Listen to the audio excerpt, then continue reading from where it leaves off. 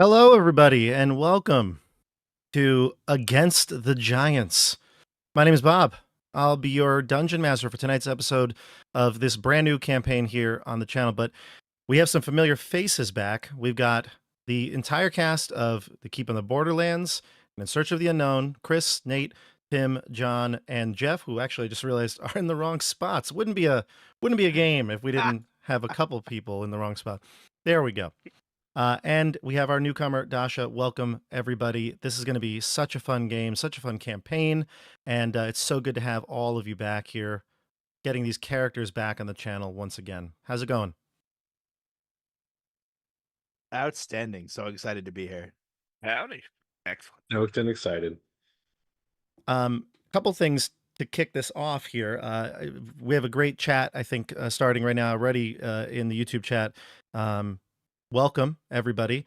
If you're watching this for the first time, this is your first introduction to the game. I posted this link a few places, and in general, if maybe you're looking for Against the Giants, you've seen this after you streamed. Welcome. I hope you come on this journey with us. Many of you probably are watching because you've seen the other campaigns, Keep on the Borderlands. Just a heads up, those games are still available on YouTube. You can check them out anytime.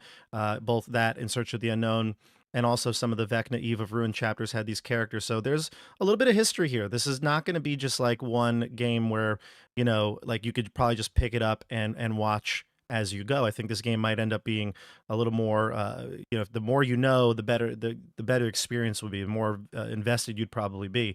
But I also want to try to present this in a way that I think you could watch this if you just want to see Against the Giants. We'll talk more about the game, the world, and everything in just a little bit. A couple of other updates before we jump into some hellos and introductions.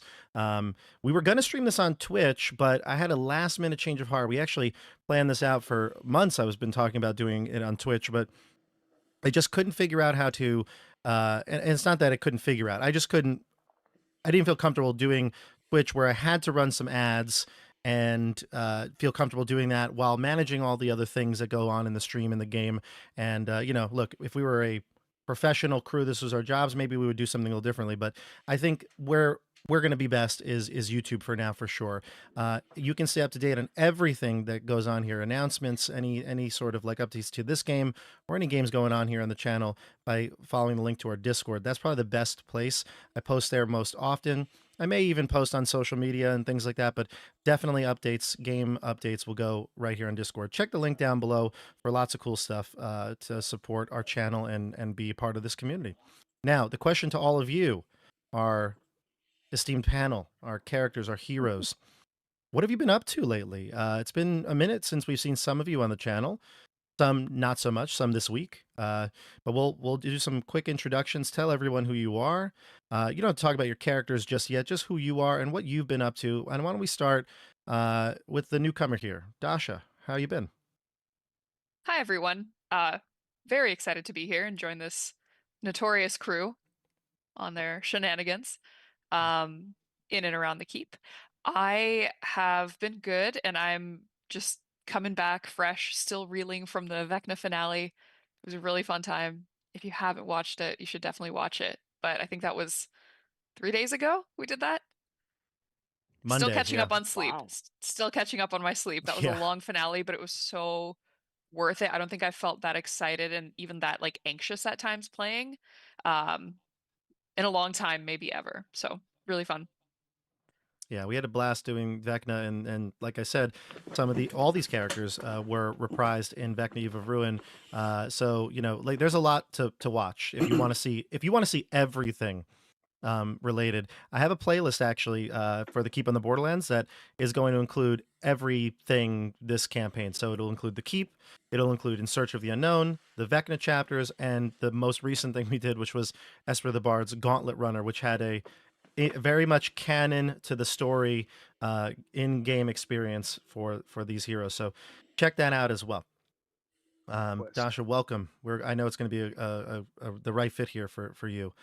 Let's jump over now to Chris. Chris, how you been? What are you up to? Testing. Hello. Sorry. So You never know. I've just well, the light turned red or green. I can't tell because I'm red-green color deficient, so I really couldn't tell. Oh, I never know if my mic is on or not. you never know if you're playing Blood Angels or Dark Angels. Exactly. There you go. So I've just been kind of chill. I've been playing, doing a lot of gaming, playing this game called Arc Raiders, which is just ridiculous fun, and I hate it at the same time. It's one of those games. It's a PvPvE extraction shooter. So you're fighting against all the robots, and then players run up behind you and shoot you in the back.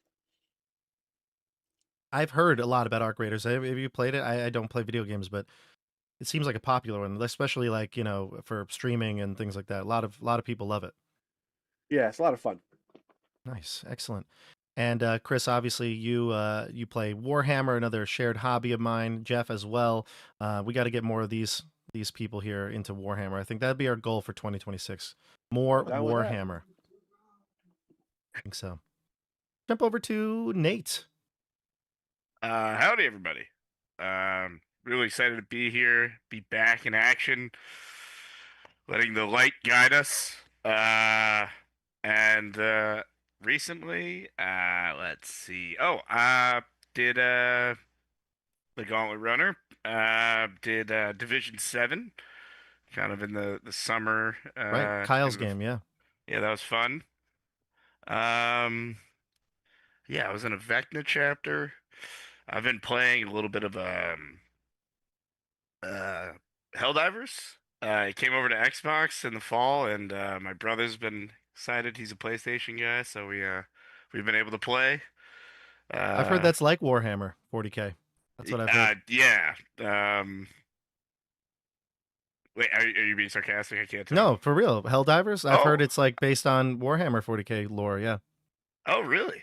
Mhm, All yeah. right, I'm learning then. Again, I I didn't never realize. played it, but yeah. Yeah, it's fun. You're dropping in. It's PV players working with other players to defeat the computers. Nice. But it's a good time. Sweet. And I'm going to grad school. Oh, ho, ho. Oh, Lumberjacking 101. Yes. you Yes. get your master's at lumberjacking. That's Or right. is- That's We're right. all lumberjacks. I'm working on my swing, how to sharpen the axe, all the good stuff. There you go. And let's jump over to another fellow lumberjack, Tim. I've been fiercely lumberjacking, and as a constant man of motion, I'm back in the New York City area, so out of Boston. And then Thank God. other fun hobbies. Yeah, you're telling me. Other fun hobbies. Been being a lifetime ranger. I was out in Canada for a while canoeing, and also in grad school, but not for lumberjacking. For something even more depressing than lumberjacking, but studying international relations still. This has been around for a while. I'm still chipping away at it, and it's just fascinating, as you can tell. Yeah. I'm love alive with excitement. So Yeah. But you live during interesting times. Yeah. something about Bilbo Baggins. I don't know. It's all bad. By the way, Tim and Dasha both now are living in the New York City tri-state area, that sort of region. Yes, we are. So it's good to have you We're both back. back. Yeah. Gangs reunited. Couldn't That's stay right. away. That's High right. taxes, high rent, expensive apples. What's not to love? But I you don't know know about what? the There's at apples. least no fires, which is what I was experiencing Yeah. in my old place of living. So I'll take Yeah. a blizzard any day. Touche. I think you're about to get one. Yeah. I'm ready. Bring it on. Yeah, as we speak, there's a huge weather system coming in, and it's going to be a mess Sunday and Monday. I mean, they're saying maybe 1 foot to 1.5 feet of snow in this area, so it's bad. Stay Imagine safe That'd be out there. possible to lumberjack on Monday. Yeah, I was gonna I- say if we can't chop trees. That's right. It's Can't do even it. better in the snow when you chop the trees. They just make that nice thud. That's just I'm addicted to it.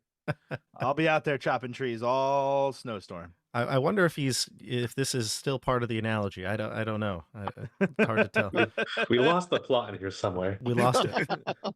Then let's go to John. Why don't you pick it up here? Go ahead. What else other than chopping down trees? What do you do? Yeah, I think the last time it's quite a bit of a while. I was on Vecna a long time ago, and then I was able to do Shadow Crawler Carnage, the Dark Space RPG, which was so much fun. So I don't even That's know right. if this is new news or not, but I did get married over the summer. Oh, So that was new for hadn't heard me. that. Congratulations. Thank you. It's news to you? Uh, Strangest thing. Yeah, not news to me. So, but yeah, that's been great. I had a nice honeymoon. Yeah, I've been playing a lot of Elder Scrolls Skyrim because never played it back in 2011 or whatever. So I'm enjoying that. Some Pokemon AZ because I'm an addict for mindless. How do you get stab damage? Okay, wait, I gotta use this one because that's 2 times because it's a ghost fairy. There you go. Alakazam t-shirt, love it. Let's Um, go, baby. yeah, so about that kind of stuff. Excited to be back with everybody. I can't wait for the what's your favorite Pokemon icebreaker, and Oh, can't wait to hear Jeff's decision on this one. The The people are waiting, Jeff. You better let me plan ahead on that one because I won't have an answer. You at least know Pikachu. Yeah, fine. There's like that famous clip of the Who Wants to Be a Millionaire where some guy's on there and it's like, what color is Pikachu primarily? And it's like, blue, green, red, yellow. And he's like, I have no idea. I have to call a friend. And the friend answers and he's like, it's yellow. And he's like, are you sure? He's like, it's effing yellow. Just pick yellow. It was like 2000 something. So it was like very much still early in Pokemon's, existence, but still yellow. Jeff, other than your favorite Pokemon, what have you been up to? Sir. The only role playing I've done in the past couple or 3 years has been this campaign. Other than that, most of my gaming these days is skirmish wargaming. So we've been playing Mordheim and Warcry, Gaslands, which is a lot of crazy fun. We're playing that right now. We're getting ready to start Rangers of Shadowdeep, which is a fantasy PvE type of thing where you're playing Rangers fighting evilness and everything. But that's kind of been my jam for the last couple of years. Would love to get some more role playing going, but just haven't had the opportunity. Well, you're going to get it weekly. Yeah, weekly. There you go. Back in the saddle. I love it. I love it. Yeah, so a couple of things here now that we all got our introductions out of the way and everybody gets up to date on where we're all, where we're living. Everybody's please in the chat, put your credit card and social security numbers as well so everybody can find out the rest of the information about us. Scan your house key. That's right. Exactly. Please. And so everybody, we're excited to play this new game. A couple of things about some housekeeping and like things that we're gonna expect here. This is obviously going to be a weekly game. We've kind of gone away from the days of doing like a every other week or something like that. Once a month. Those games we haven't done that in a while here on the channel. Though it's worth bringing it back up because this game started off as kind of like a once every other week game, and we just needed more of it. So we're going to be playing every Thursday night. Now, as we all mentioned, we're teachers or lumberjacks, I should say. And so, well, I guess Jeff is no longer, but we're all I'm teachers. I'm a retired lumberjack, yeah. Yeah, exactly. But once a lumberjack, always a lumberjack. We probably will have a day here or there where we end up not being able to play. Like I could imagine like, parent teacher conferences or nights where we're required to do things. And so, if we were on break from school, then perhaps we'd all, take that week off if we were going to have multiple people away. So we'll keep you up to date. Like I said, Discord is definitely the best way to check all that out. I'm going to get back to the habit of posting weekly schedules. I probably since before last summer stopped posting weekly schedules because with Vecna, it was so hard to pin down when exactly the games were going to be. We didn't have an ongoing game once A Curse of Strahd ended, so I'm going to get used to doing all that again because I feel like having more information out there is going to be good. We're going to be definitely playing, though, for the next couple of Thursdays. We may have a Thursday in February we have to take off because of conferences, but again, we'll let you all know. And then in addition to all the scheduling and things like that, we're going to be trying to use Discord a lot more for like discussing the games, certainly the YouTube chat, but try to avoid spoilers. I mean, the Against the Giants game and even to keep on the Borderlands, while they're old school games, they certainly do have some spoilers. And I would like to keep the spoilers free, especially in the chat. Most of the players, I think, either just glance at the chat or don't look at it at all. Some more than others. So I see like even John, you've been interacting tonight already.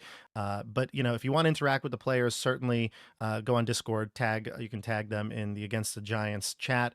We'll try to incentivize doing that. I think maybe like the posting thing again, where like you can post in Discord a reaction of your character, or it could be point of view of your character, a journal entry, something like that after a game, and that could be worth some experience.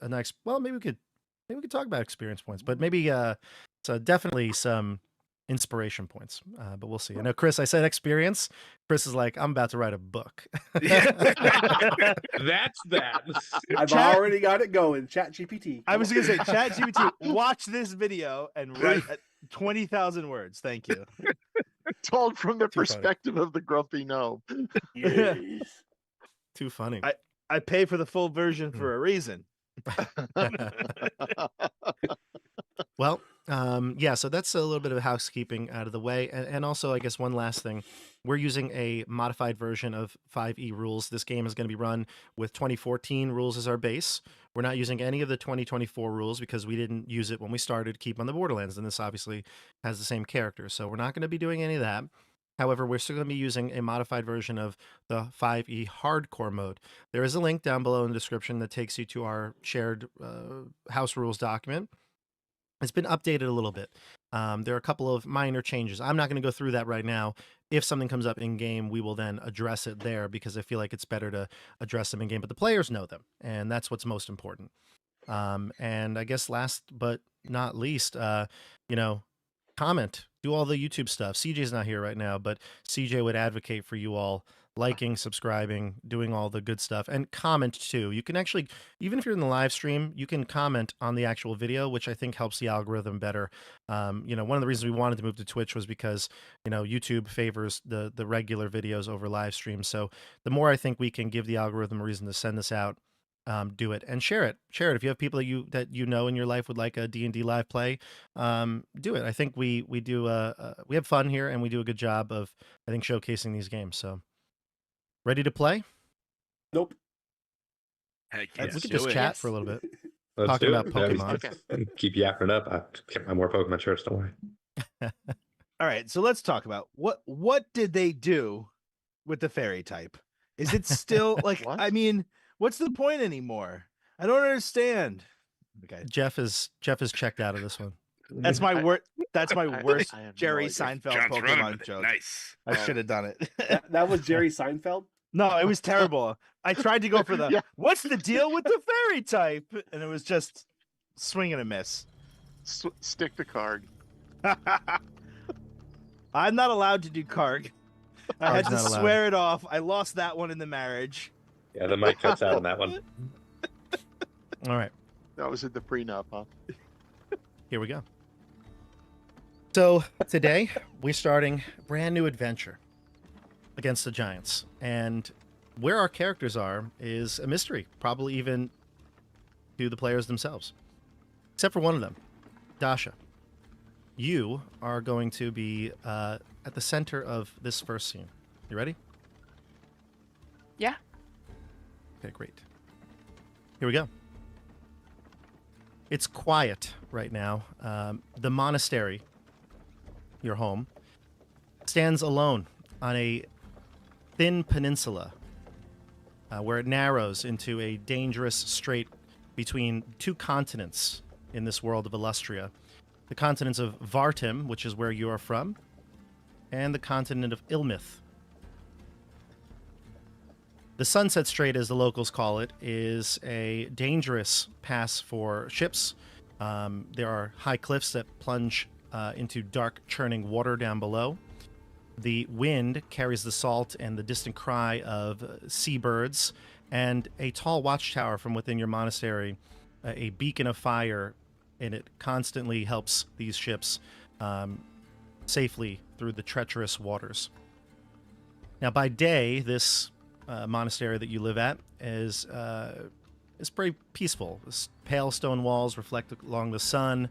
The lavender fields, which you are so familiar with, you're out there in the fields nearly every day, slope along this the inland side of the monastery. They're tended to daily by all the monastery's residents, yourself included, but you have a fondness for them. The scent right now hangs in the air and pretty calming to you. The work here is relatively communal, harvesting, drying, doing all the bundling, the processes of selling the lavender. Typically sailors who come by and will stay off the shores would buy some from you. But right now, being at nighttime, the moonlight paints the monastery in like a silvery sort of glare. And the beacon, which is up top where you are, burns low and steady. To the sailors, this is just a simple lighthouse. To the people who live here in this like village, or the villages that are nearby, it's just a quiet religious retreat. But to those within the walls, like you, it's much more important. It's your home. It's where you've known pretty much all your life. Your character stands atop the watchtower, and the beacon casts a shadow up against the stone siding as you look over into the calm of the ocean down below. Can you describe your character for us? Yeah, so my character is a human female. She has a long braid of red hair, kind of just simply braided down her back.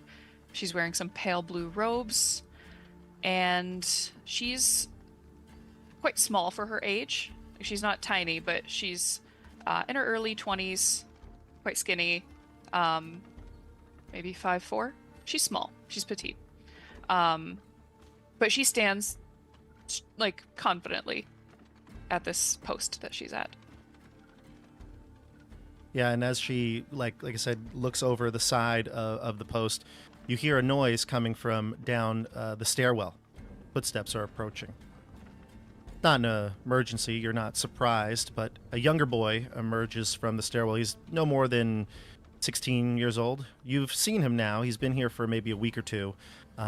He goes by the name Simon. He's maybe a little bit younger than you. Your character is about how old? Early 20s, 21, 22. Okay, so She doesn't know exactly. Right, Oh. exactly. So assuming about 21, 22. So she sees this boy come up the stairwell. He's wrapped in a simple monk's robe. It's kind of pulled a little too tightly around the waistband. It's baggier elsewhere, so it kind of just doesn't fit right. You remember your first, maybe you don't remember actually, but you might remember your first time you got one of these monk's vestments. They never fit right. I mean, it's baggy in all the wrong places. Terrible. He lingers, though, at the edge of the entryway into the beacon's chamber. It's not big. It's maybe like 15 feet by 15 feet or so, with the beacon in the center. He kind of lingers, and he says, "Excuse me." What is it, Simon? You're Eris, right? Eris? Am I pronouncing Yeah. it correctly? Yes, that's correct. Oh, it kind of sounds like Eric. That would be confusing if two of you had very similar names. Eris. It's Eris, right? Not Eric. Yes. Okay. Yes. Great. Eris. He says, Deimos says that you would appreciate some company on a night like this, and I brought you some tea. And he holds out a little ceramic mug. Eris will smile at him and take the mug and bow her head a little. Thank you. It's always good to have company on a lonely night here, but I think you'll find it's quite peaceful. It does seem that way. He looks out, kind of now, wind kind of hitting his hair, and he's looking out, and he has a mug of his own. His mug has the Tabletop Bob logo on it. He says these are high-quality mugs. You can check them out in the description. Ah, yes, the merchant that brought those through last week. Mm-hmm. It was sold wise. out instantly. Yes, a wise merchant he was. Deimos said that you've been here for quite some time. I'm relatively new. What is your experience here? Is it a place that obviously you've been here, so you call this your home? Yes, this is the only home I've ever known. I think you'll come to accept and enjoy your life here. I don't know where you come from, but this is a peaceful place. If you put your head down and do the work, I think you'll find joy in the community here. And she'll look up at the moon as she says this. Oh, I assume mean, the moon is everybody's shining. Everybody's been great so far. I mean, like I said, I'm not used to it. You were orphaned as well? Yes, I was.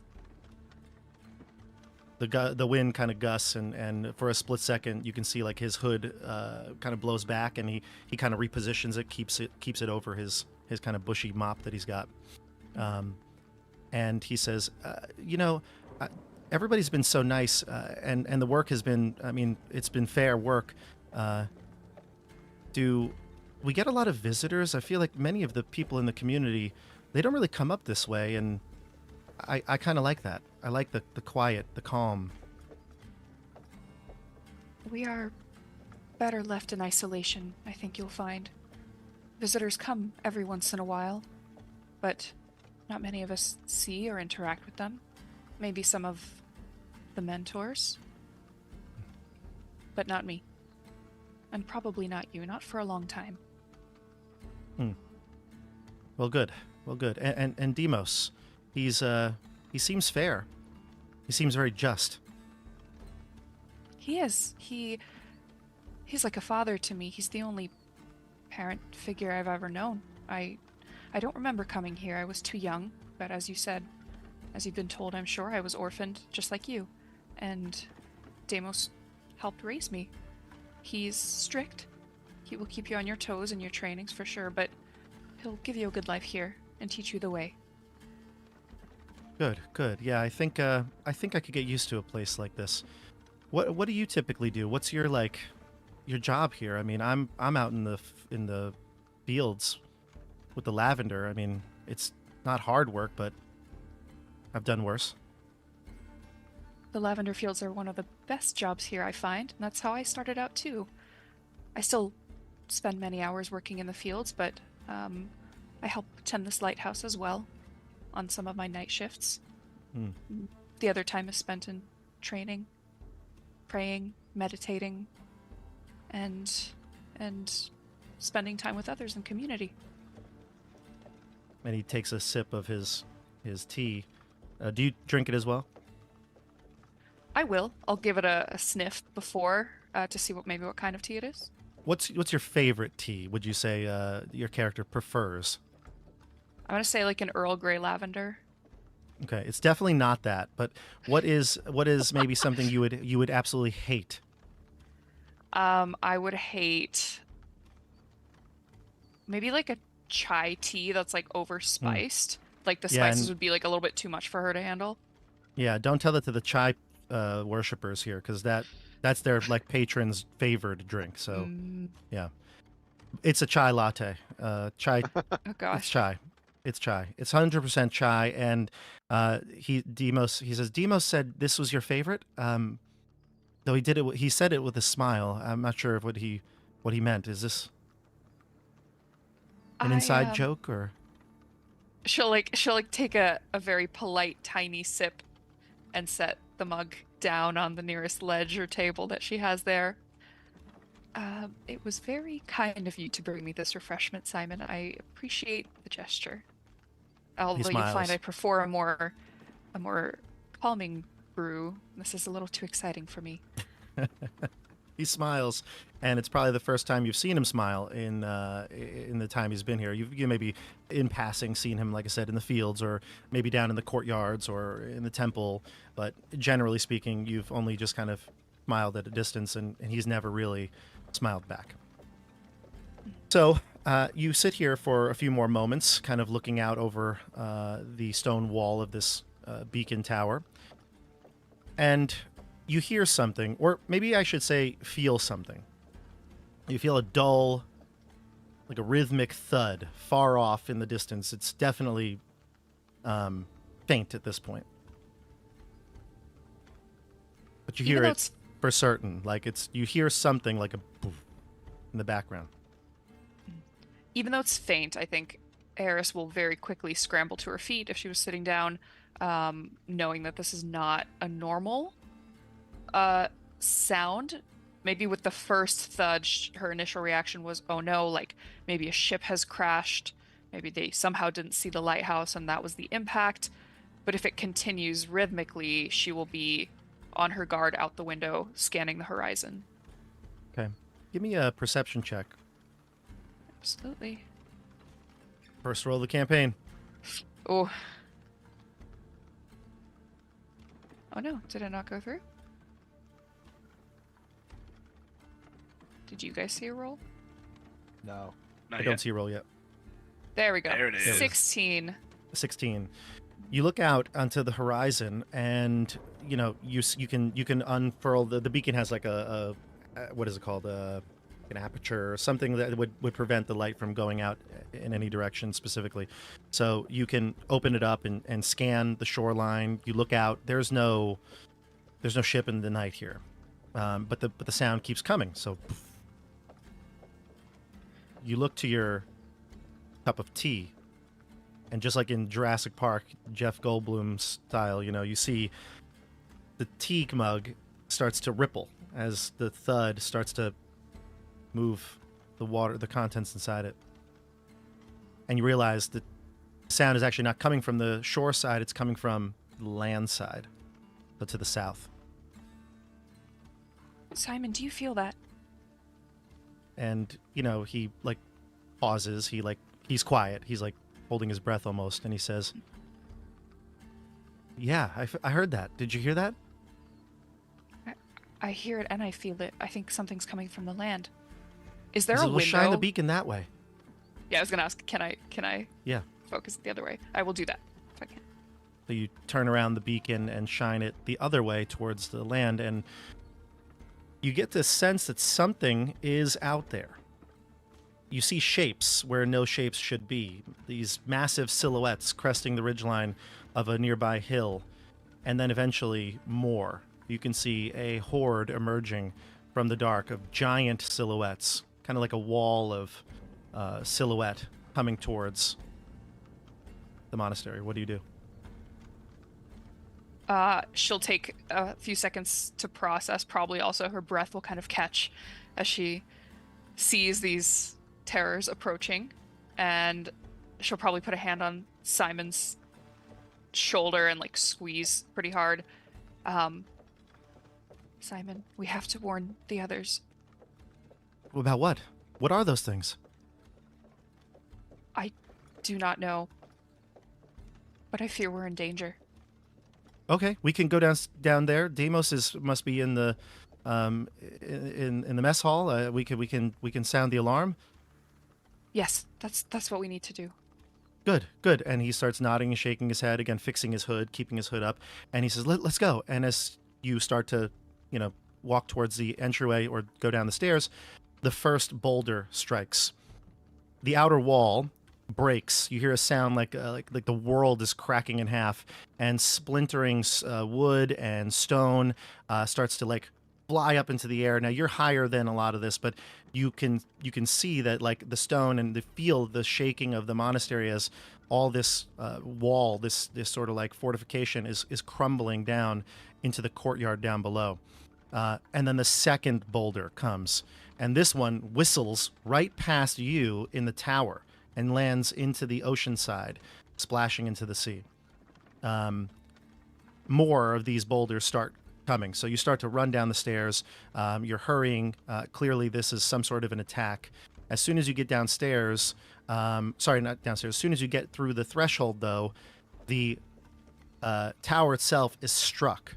And this third stone, masonry starts screaming out and fracturing through the column that you're in. You're like, kind of imagine it like a lighthouse. You're coming down the center of it.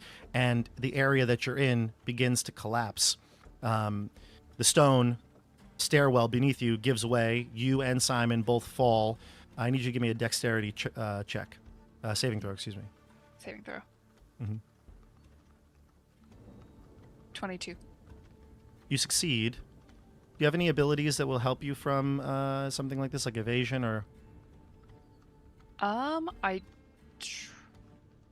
don't think Oh no. so. I have deflect missiles if something is No. like hurled. I'm assuming that's not what's happening here. Not what's happening here, no.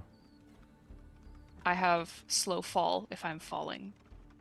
Gotcha. No worries. This is That not is a helpful. fall. Okay. You take 29, half of 29 damage. So you take, what, roughly, what is it, 14? Rounding down. Mhm. You take 14 damage as now the attack is underway. Dasha, I'm not going to have you roll initiative or anything like that, but you after a few moments, you kind of wake up. There is clearly combat all around you. You're in the courtyard, obviously by default now, because the entire tower has collapsed. There's rubble everywhere. You don't see Simon. You pull off some stone, like masonry that's fallen on top of you, push it off of you. You're covered in all the sort of like the dust of the stone. Whatever you were wearing is now ripped and tattered. You look about and there's just chaos everywhere. There are creatures that are massive, towering over all the monks in the monastery that are trying to defend it. You can see that there's few creatures that are roughly about 20 feet tall in height. These are clearly giants from the south. You know that there's some hilly, lands down towards the south of Vartim before you get to like the southern coast and the islands. But you've only heard stories of these creatures. You've never seen one in your life. But they wear very crude clothing, animal skins that are pieced together. Some of them very much not wearing clothes at all. There's also some smaller creatures with them, trolls, ogres, orcs, and they are attacking the monks throughout the monastery. There's screaming, panicking, the howling of combat going through here. And I need you to tell me what you're going to do here. She'll scramble to pick herself up and see if she can find Simon. Not seeing him, she'll take out... Don't know if she knows what weapon is going to work best against these, but maybe just a small short sword. Oh gosh, I can't speak English. Short sword that she carries with her, and find the nearest combat near her. Find a friend that she could help. Go ahead. You can. Well, two things. If you want to help somebody, that would be different. But if you want to attack, you can give me an attack action. I think I would help whoever's nearest me. If I see someone in trouble, a friend or someone I know, another monk. Give me a name. I know you have a few. Alexia. Okay. What is she generally? Was she human or? She's also human. She has a twin brother, Alexis. They both have short black hair. They look almost identical. Okay. So then you see her dragging her brother's limp body alongside her, and that's what you can help her with. I will help her drag Alexis out. And as I approach, I'll assess him for whatever, what is his wound? Is he dead or alive? Check. Can I save him? Medicine check.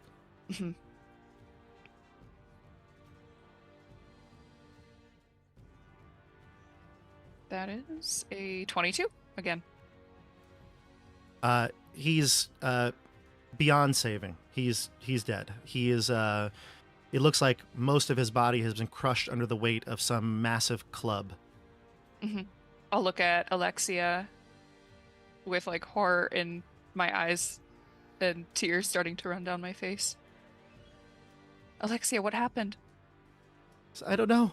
We were attacked. These creatures, the boulders, they just broke down the walls like they were nothing.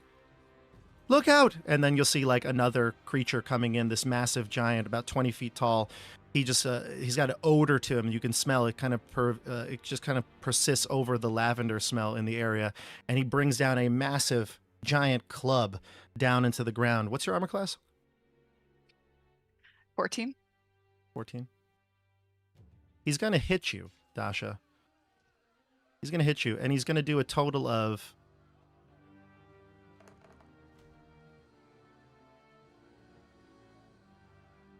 13 damage. How much HP do you have left? After that, I'm down to 12. Down to 12. He does hit you, and it kind of blows you back up against the wall of whatever building was nearby. Maybe it was the mess hall or something like that. She takes out some weapons, maybe some like javelins or something like that are nearby in a training stand, and she'll start tossing them at the giant before the giant immediately picks up his large foot and brings it right down on your friend, crushing her beneath his feet. She ends up laying to rest right near her brother. I will scream in horror as I see my friends get killed one by one. And then you hear another sound. From off in the distance, you can see it's far away, but the hole that's been made in the fortress outer wall that's been broken where they're invading from, you can see a creature, another giant, hill giant, who has like a stack of boulders on a massive cart, a cart that would be bigger than any home you've ever stayed in. And he starts lobbing these over and over again. Massive boulders start hitting into the crowd. All the monks that you've come to know and love are getting pulverized by these. What's your armor class again? 14, you said? 14. 14. Do another one here. This is the episode where Bob kills me within the first encounter. It actually misses you with a 13, if I'm not mistaken. Yeah. Okay. A 13. It misses you. Nearly, though. And whatever building was behind you now has a huge, massive hole in it. What do you do next? She is looking for anybody she can help or save. Again, I don't think she's too worried about herself. She's seen her 2 friends die already. She is maybe she's looking for Simon at this point. She knows where he was. That's probably Sure. the only thing that is clearly she's able to process that. Like, I have one friend. I know he wasn't dead last time I saw him. I need to find him. You go back to the tower where you first started this combat, and you look. Give me an athletics check, see if you can lift some of these heavy rocks, these pieces of stone from the masonry. 16. Yeah, the adrenaline is kicking in, and you're just in fight or flight mode. So you're pulling these heavy rocks that you probably would never have even attempted to train with that weight, and you start lifting them, tossing them to the side. You find Simon, but it's not the Simon that you knew. Beneath, you can see his body is all tattered and ragged. He's clearly dead. However, he has a strange look to his face. You can pull back the cloth that he kept covering himself with, the cloak. His face is red, a dark red color. You can see small little protrusions, horns coming out from his head, and it looks as though he has sharp, devilish teeth. This is not the Simon that you knew, but he's wearing the same clothes, same monk's vestment. Mm-hmm. She'll recoil for a second, seeing, first of all, that he's dead. Second of all, that he looks very different.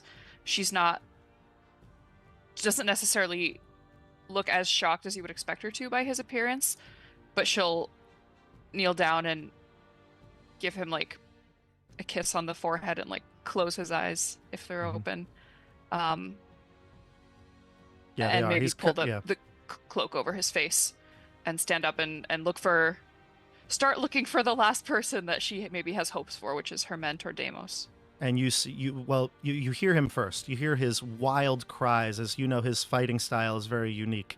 And you could see him in the distance, almost like a silhouette itself, because he's trying to take down one of those giants that's holding the boulders, and he's fighting and doing everything he can to defeat this creature. But you can see the last thing his last action is basically that of trying to jump up towards the creature, and he leaps very high, but the creature ends up swatting him out of the air, kind of like a gnat.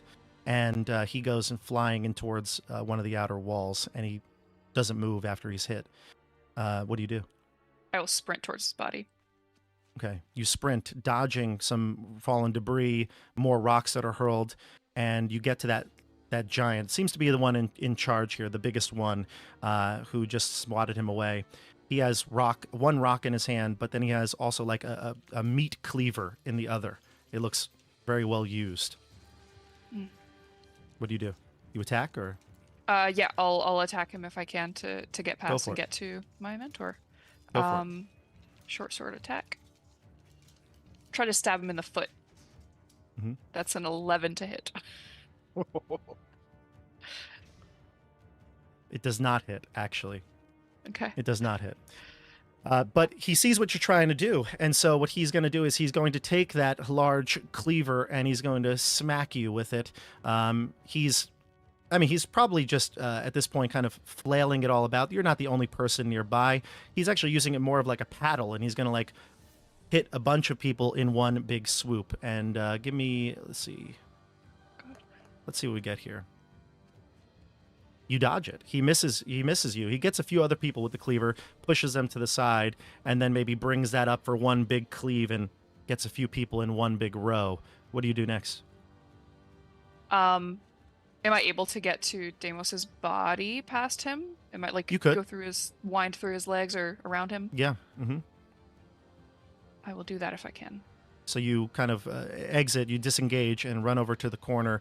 You can see your teacher. He's there. I mean, his clothes are shredded. He's lying there, his bare chest exposed. You can see he's definitely suffered some internal bleeding. What do you do? I will try to drag him if I can, like a little bit away from the danger, and kneel Mhm. next to him and kind of try to prop him up. Maybe get some water from a skin I have and pour it in his mouth. Yeah, and he's coughing, blood coming up. The water doesn't really do anything or settle him, but he coughs, and he's trying to say something to you. He's trying to say, but it comes out as a whisper. And then another rock is hurled your way. Armor class is 14? 14. Yeah. And you look up, and you can see this rock kind of like ricochets off the top of a nearby wall from the outside, and all that debris, the rock itself, falls down onto you, and you take a total of what is it? Did it show up here? 14 damage. I think that puts you out. I'm down. I'm down. Yep.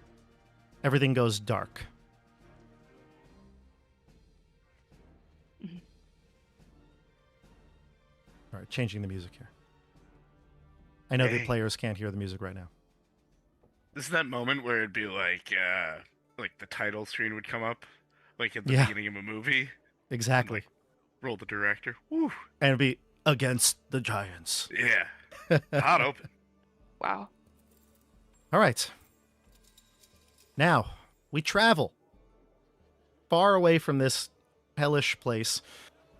We go to an even worse place, Ilmith, this continent that has been befouled by one plight or the next.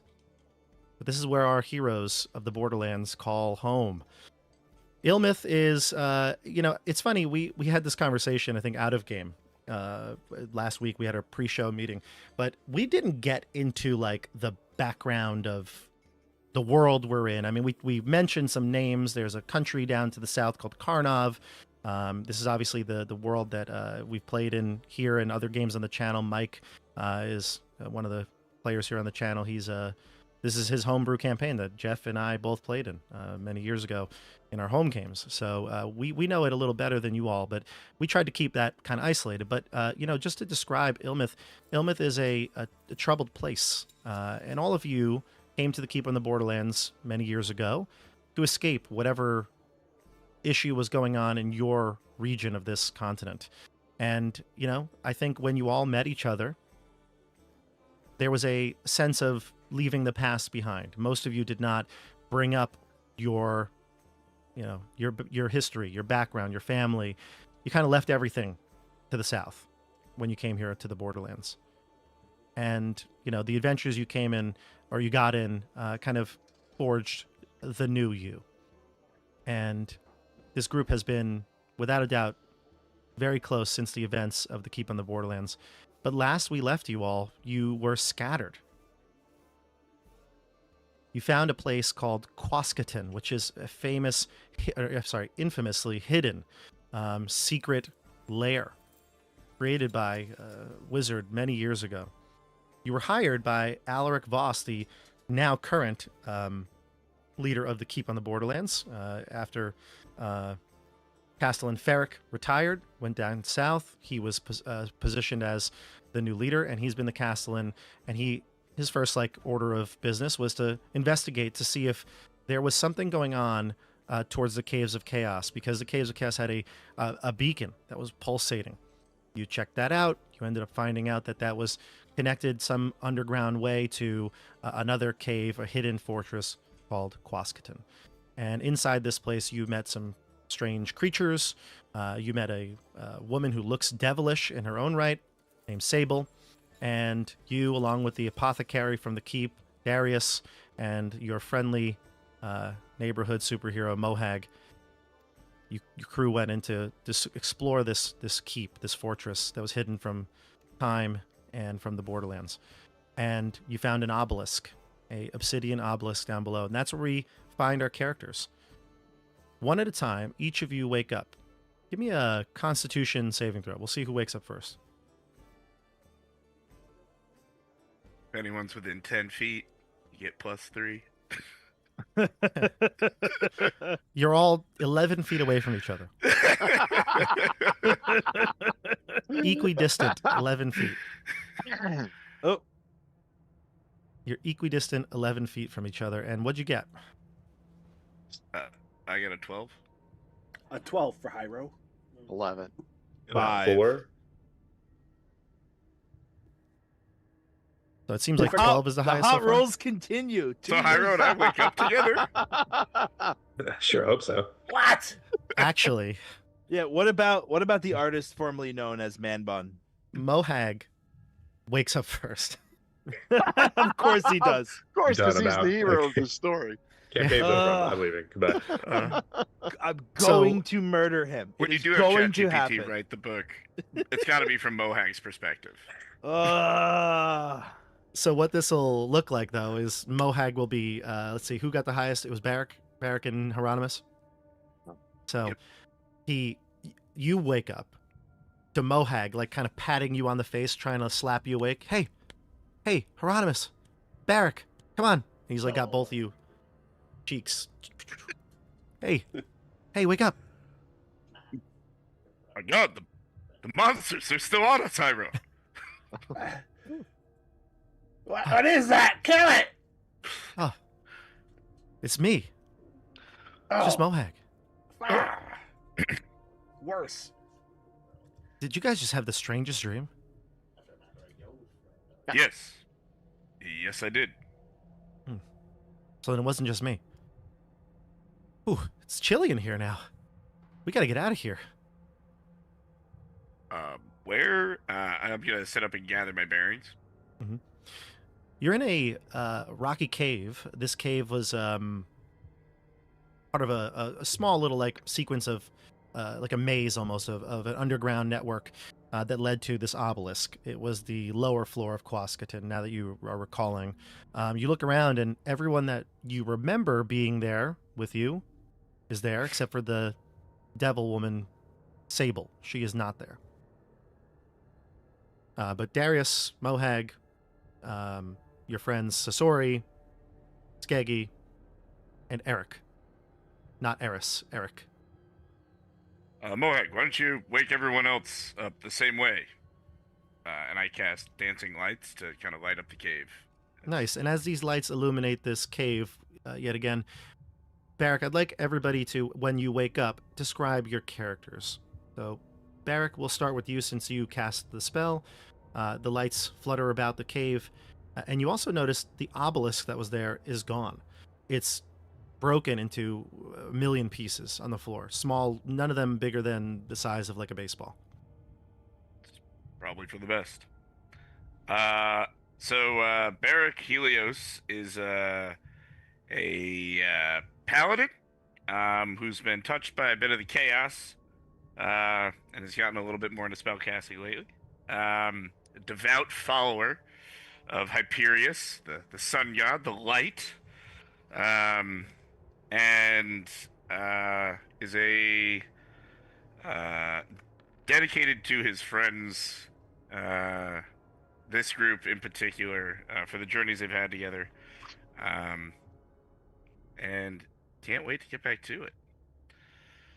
And this is the part where, like, you know, when the lights come on, you you see the character at full, your armor, your worn armor. Oh, yeah. Oh, armored up, plate mail. He's got a really nice kind of bluish glowing shield with a sun on it. And he's got this awesome looking kind of golden and like granite kind of colored mace that looks like it has no head because Dusk Crusher only lights up when it's in Barrick's hand. And That's right. He's It's stored ready away to right use now. it. Yeah, exactly. And this is the part in the movie where all the audience would cheer as the first characters on screen. Hieronymus. More cheers. Hyro gets up and he looks up at Barrick and he grabs him by the tunic and he pulls him down. Hyro's only about 3 feet tall. He's like, Barrick, you overly pious, doddering, sun-loving fool! What have you done? Where are we? What is this? Ah! Hieronymus is a gnome, very angry, very ugly, very hard to like wizard. Um, Not particularly frail, but very, very weak. However, probably, no, absolutely, the smartest person any of you have ever met.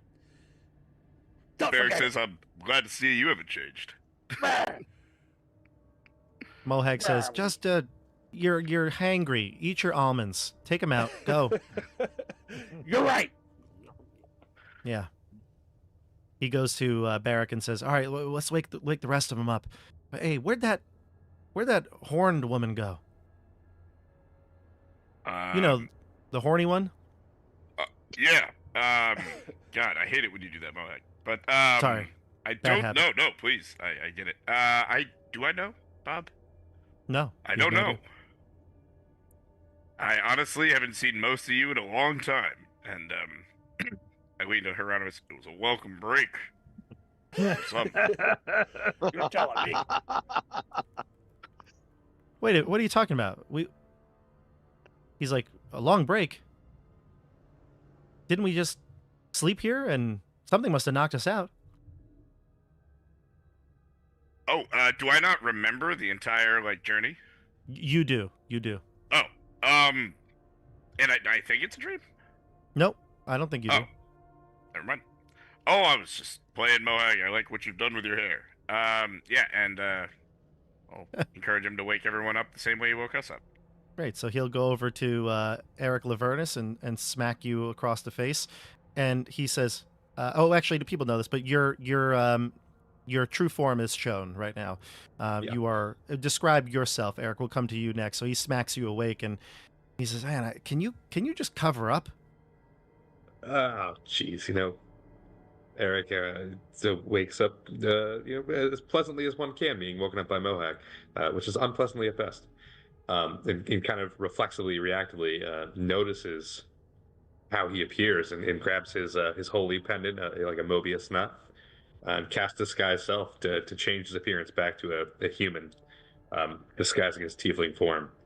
And his human appearance looks surprisingly like the artist's prints, and it has similar purple attire, like a medium armor, a holy pendant that's a Mobius knot, like an infinity symbol for those of us who are not mathematically inclined.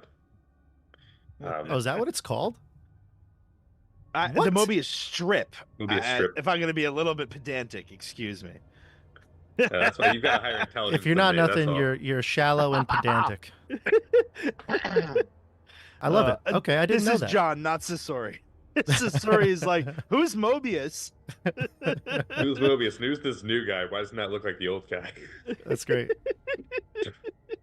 Did you change your appearance to look different now, Eric? Is this a conscious choice, or is that what you've looked? Because I know that you had a description of your character. I don't remember it being Prince. I think I mentioned Prince earlier, and I like the color purple, and it suits. So it'll be a conscious choice to change. I mean, yeah, it could very well be. I mean, you've had your own experiences also. I might change it. You know what? Next week, something might strike me. I might be like, I look like, Elton John today. We're just gonna stick with pop music characters, and every week I'll pick a new one that I feel like looking like because I can, and it's not breaking the fourth wall because this is my character. I can't wait for the Britney Spears day. Let me know when that one's coming. It's on the way. Don't worry. So Mohag says, Leave "That's Britney alone." He says, "That's better at least." He kind of looks at you in disgust, and he moves over towards I guess. Well, Barrack, who are you waking up, and Hieronymus, who are you waking up? Oh, I guess I'll go over and wake up Skaggy there. Right. Okay, well, we're back here then. That's a surprise. Skeggy is a very old and frail-seeming dwarf. Long, full beard, and heavy cloak. Underneath the cloak, you can just see glinting a breastplate. And he's got a couple of short swords at his belt. Crossbow, well, it was on his back. It's probably laying beside him right now. and he's seen some miles. Skeggy has been around the block many times. Well worn. I don't know what else to say about him. I will say one thing though, as he sits up, trying to getting his bearings together. You all see him in the lights of the fairy fire, that he actually is looking better than he has in the past. Like, he certainly looks like whatever plague had affected him in his later years is maybe fading. Maybe his body has fought it off, but he looks just as spry as you've seen him. Muscle tone a little better, just a little bit more fuller, and he seems like he's whatever happened to him maybe has done his body good. Nice. Regular exercise. And then finally, Hieronymus, how do you wake up Sasori? Well, Hieronymus is a little afraid of him still, but he'll walk over there and just kind of Throw rocks at him. throw an almond at him from a little bit. Wake up! 5 more minutes. Leave me alone. Ugh. Oh, so sorry pops up. Oh. Sup, Hyro? Thanks for the food. Oh, I had to find the voice again somewhere there. Oh, man bun. Mohag, your hair is on fire. Let me cut it off before it burns you. And I run He says, over with "Ha ha." I run it over with my dagger. He says, "Ha ha," very funny. And then he turns to go wake up Darius, and he does feel really quickly, just nervously, and he's like, "It's fine, fine." If by fine you mean hideous, yes. What do you look like, Sasori? I am a half elf, rogue fighter. I'm wearing I'm wearing a beautiful breastplate that's quite shiny and looking just dapper. In my new role in the keep, I've been able to have a whole new plethora of armor and weapons available to me. I'm holding a long sword and a dagger at my side, and definitely stand up a little straighter than I used to. But I'm having this weird memory of a dream where I got my butt kicked, and there was these really annoying twins that I just could not stand. But forget all about that. I'm ready to do the stabby again. Let's get back into it. Where's the fighting? Stabby, let's go.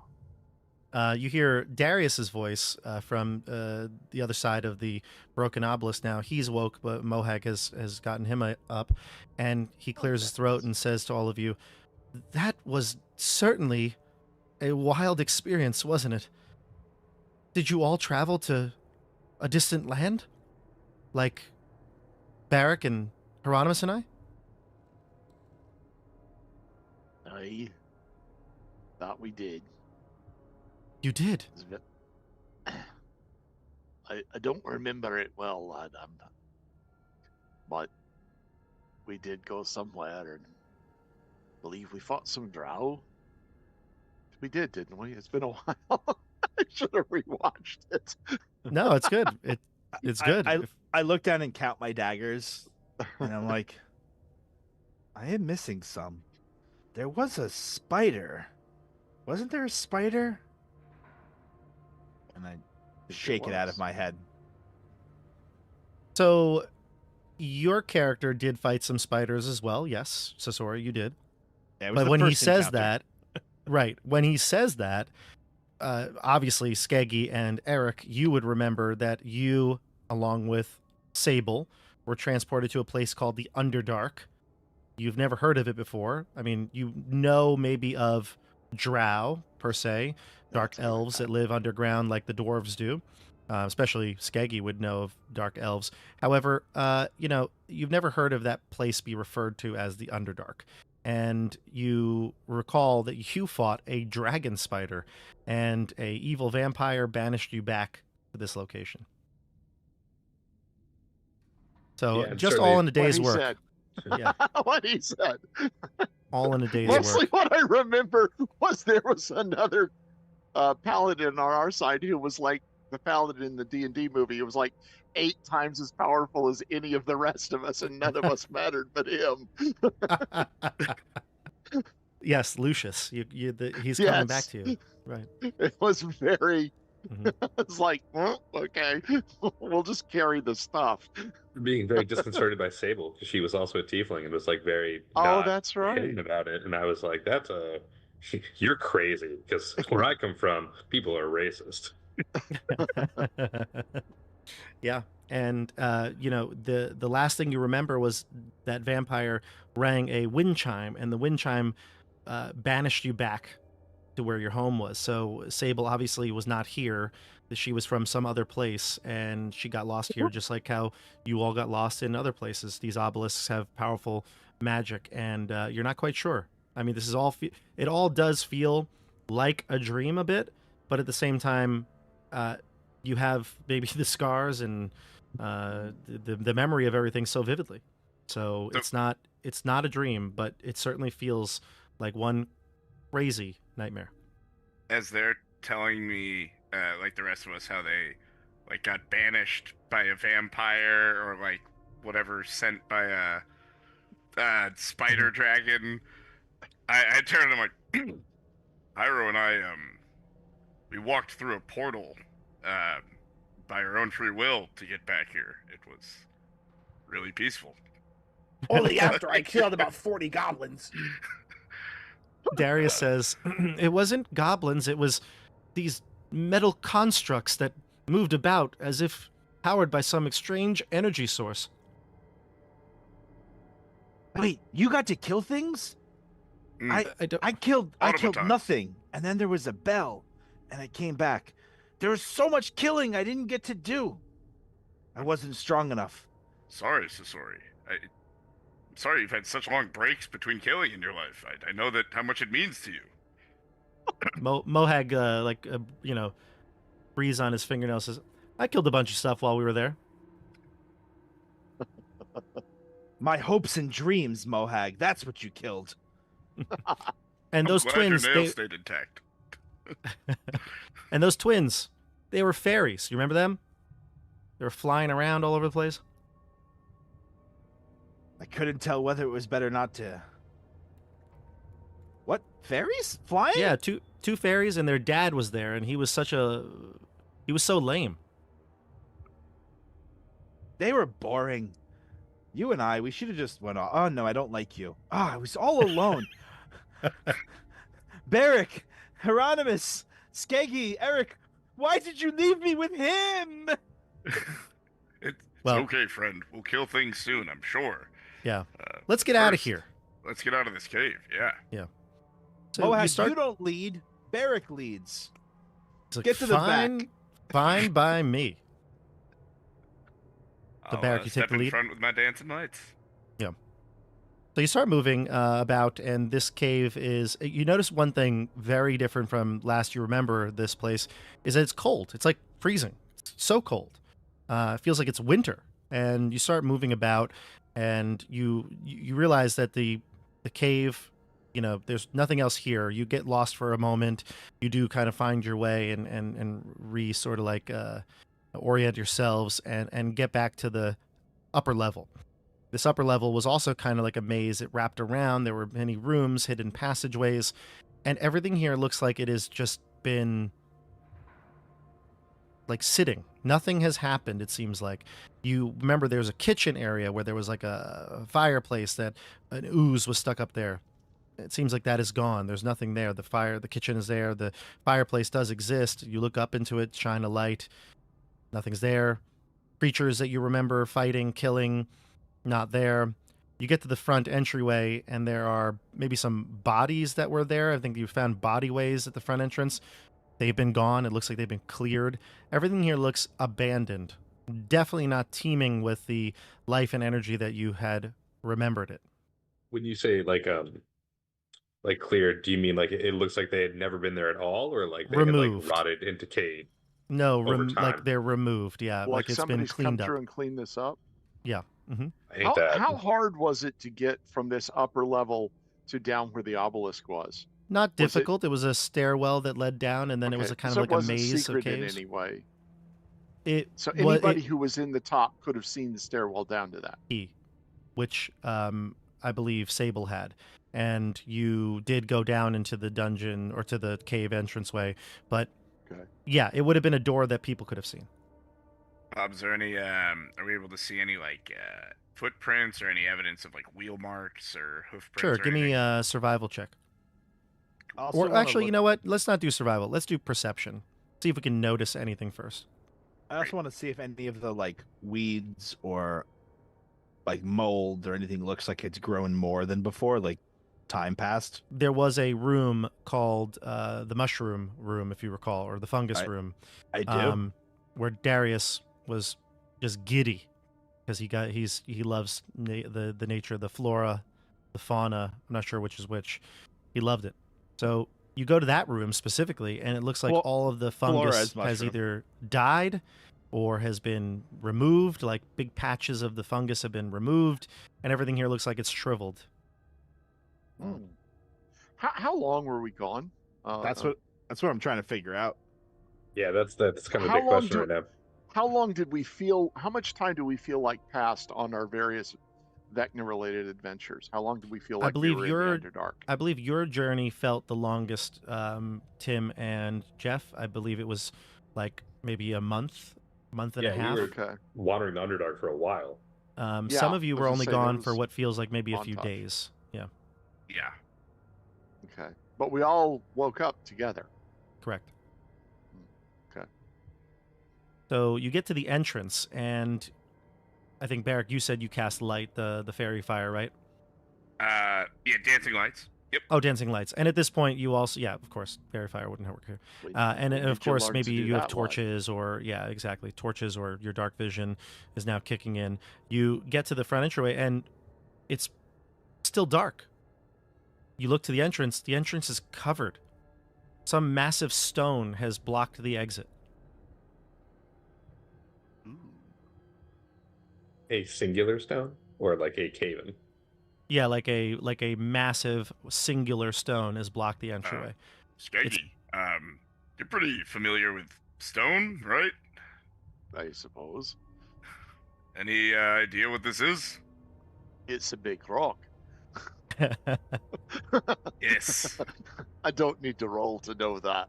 Surely must be kidding me. I'll give it a good look. See though, is it? Does it look like just a big natural single piece boulder? Does it look like it was shaped at all to fit? Give me an investigation check, and I'll give you advantage for your stone cunning. Okay. Investigation. All right. By the way, Barrick, did you get a perception check you wanted? Yeah, I got an 8. My eyes are still adjusting.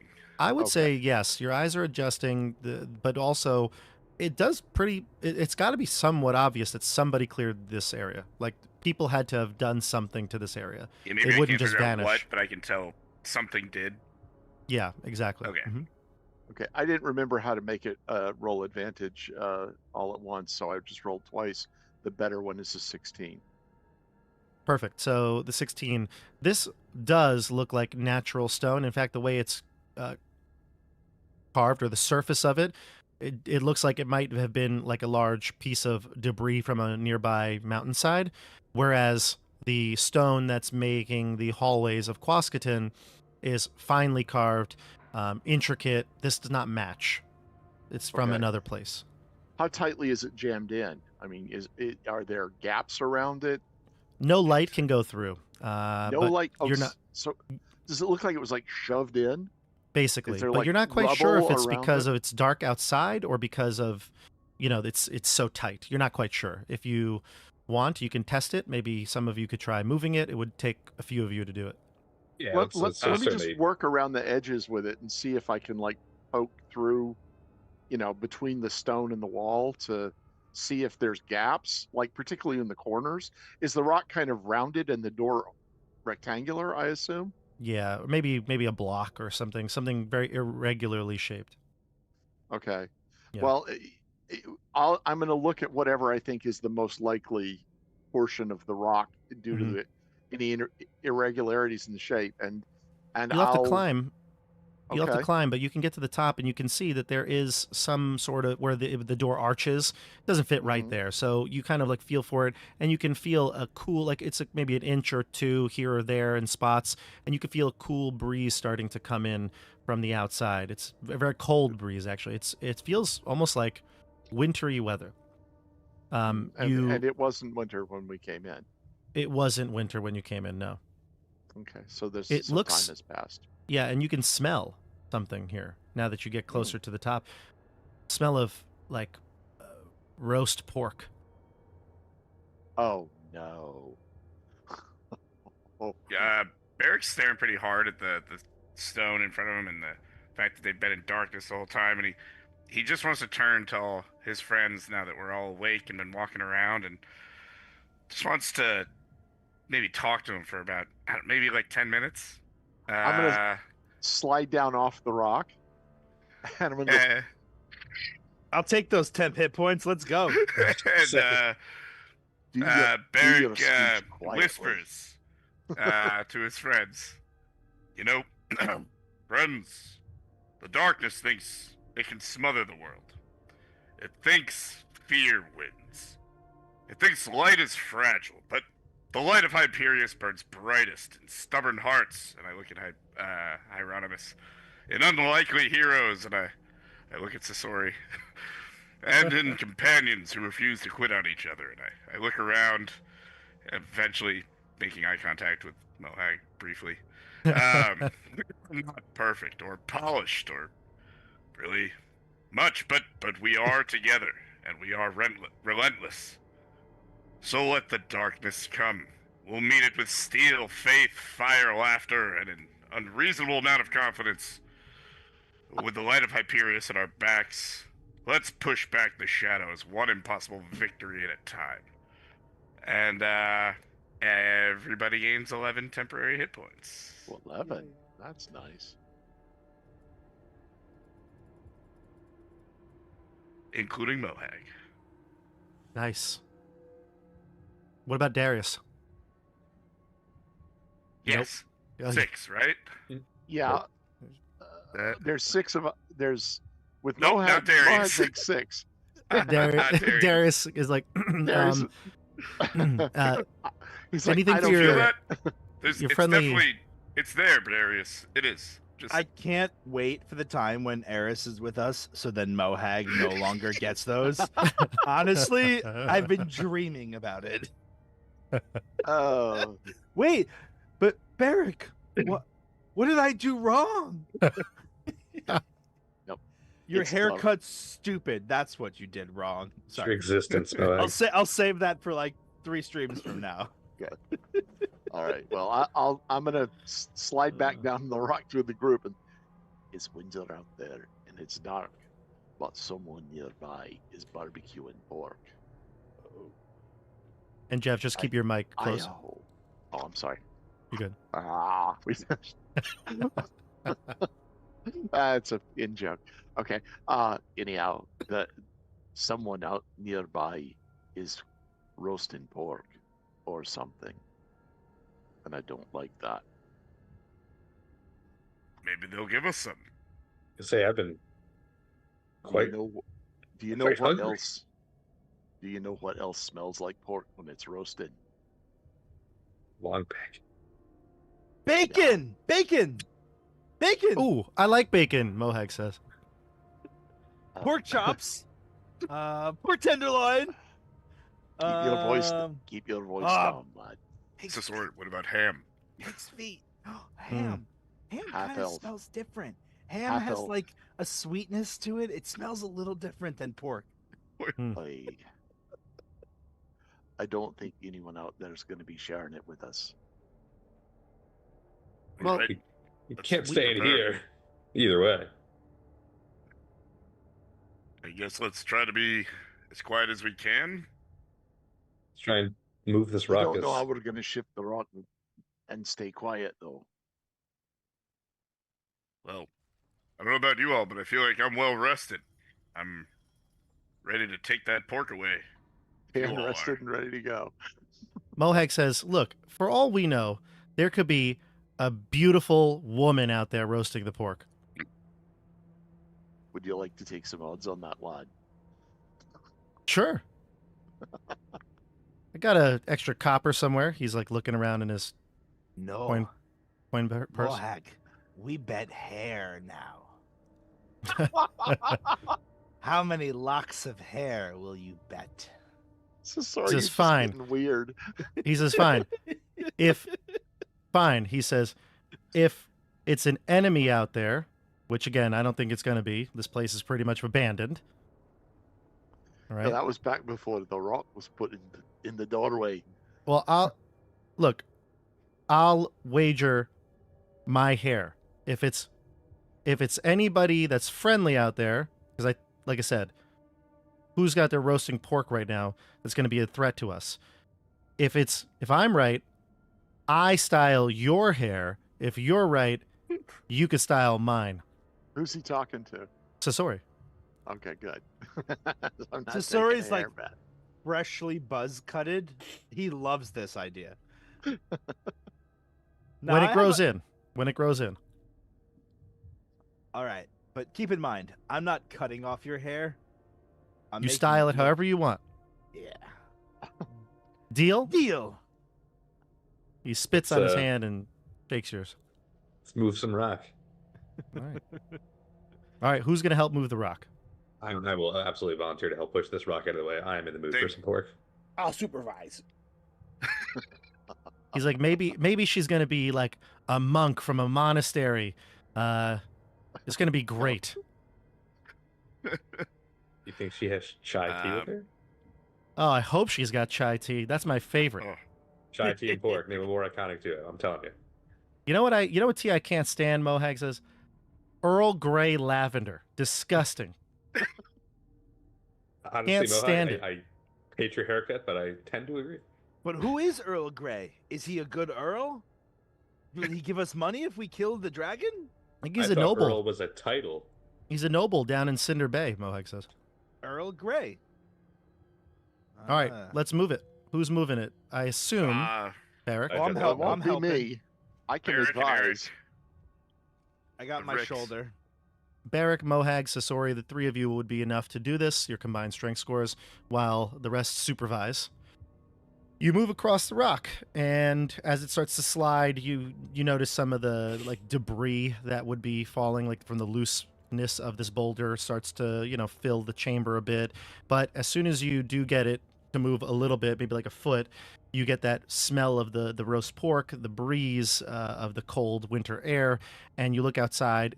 The ground is sort of covered with snow. There's like maybe like it's like wintertime and there was a little patch of snow here or there, but it's generally speaking just the bare grass. And you also feel the strong cold. It might be like the equivalence of like January, February, kind of like it's right now. Very cold outside. You're not really prepared for this, but the adrenaline, everything's kicking in right now. So you move this rock, and you see right before you, Mohag is about to smile. He looks at Sasori, and then his face goes low. He goes, "Uh-oh." Eris, we're going to jump to you now. Sounds good. Give me a stealth check, Eris.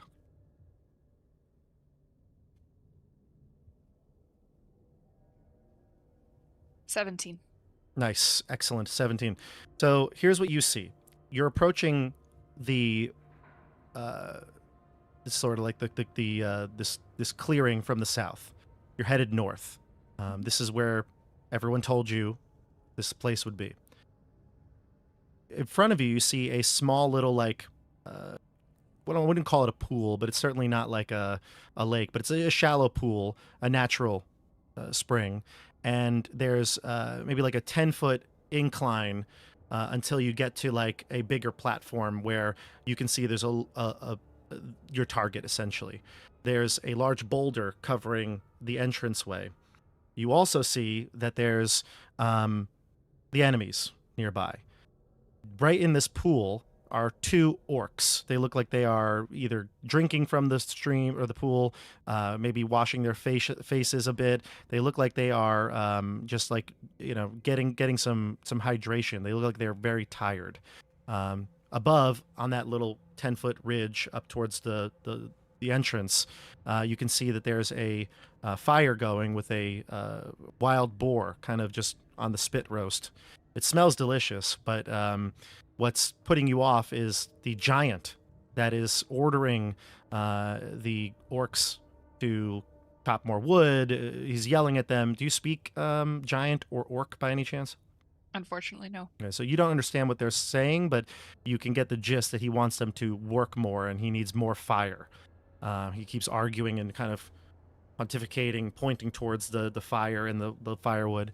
And then you can see there's a group of orcs that seem like they are either maybe gambling, maybe they are instigating, but there's 2 ogres that are like wrestling with each other, and they're kind of like laughing, smirking, sneering, talking to each other, and they're off on the distance side, like way to the west. They're kind of behind a large tree. They're kind of off. They're not really that close, but they seem to be part of this group. There's brush, shrubs, a couple of barren trees. With a 17, you can certainly get to one of the closer shrubberies, and you can watch the orcs at the pool. I'm going to put us to a map, everybody. Is it a nice shrubbery? But not too nice of a shrubbery. It was a very nice shrubbery. All right, can you see the map? Ooh, Yes. Bob. Yes? So you know where this map is from. Okay. Hey, do I have Cockroach with me still? You don't, but if you want to summon him, you can. I would have done that Oh, Fine. while we were playing around in the. Yeah, you had plenty of Cave. time. Plenty of time. Is the sun almost up? It is dark out. It is the only illumination out here is from the fire. I think I set it up so that there would be illumination. I hope you can see it. Your characters are here. This is the boulder covering the entrance to Quascaton. So, there are 2 orcs and a massive hill giant here by the fire, roasting the pig. 2 ogres on this side here that are fighting each other, kind of wrestling, and they're being cheered on by some orcs. And then to the south, near Eris, you can see 2 orcs kind of taking a breather. Maybe they were training, doing something. They're getting a drink from this pool. And you're here, hidden. They do not see you. What do you do? I'd like to pay attention to their conversation and see if I know I don't speak their language, but if there's anything I can make out via gesture, maybe after the giant walks away and Okay. gives them their orders. I'm just going to take off the lighting for now, just give you a gist of like what you would see. You would see like most of this in the distance, and it's kind of dark and shaded, but I think just for the viewers, it'll be better to show the full screen. Okay, so you said you wanted to see if there was any change in the orders here?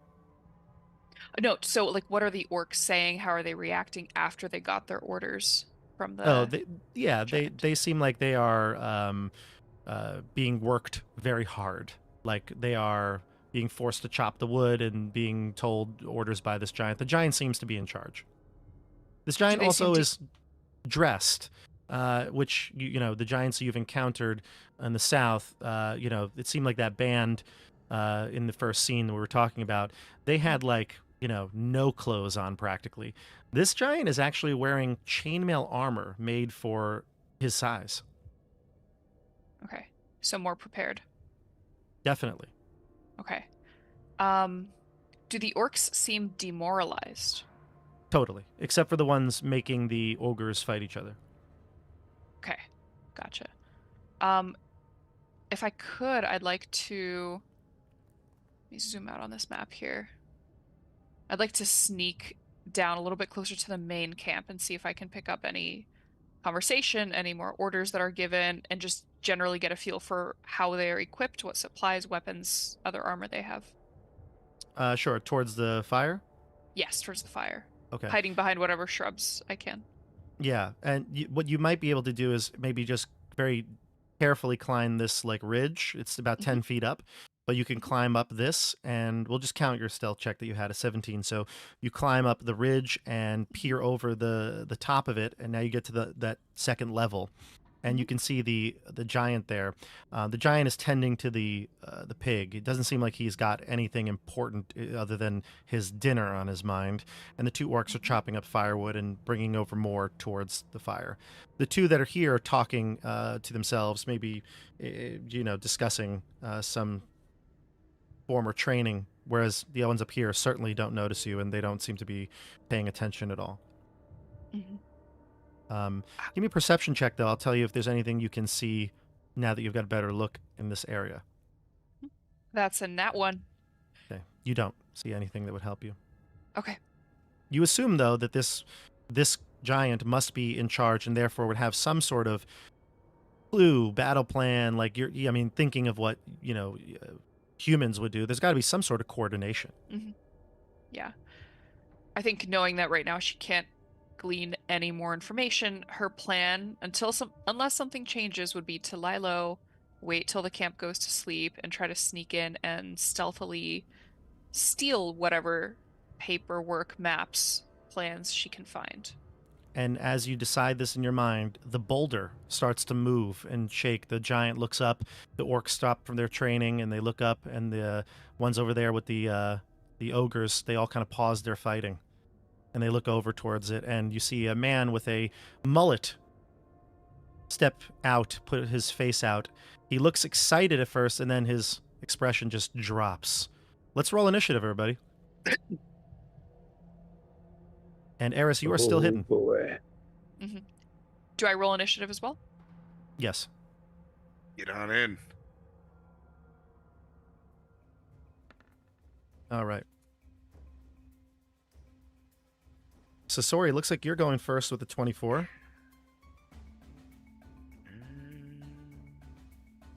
Then we've got what looks like a 3 for Skeggy. Looks like you'll be going last. Sorry about that. Mine wasn't coming through. Eric Lavernus, what's yours? 5 for me. There we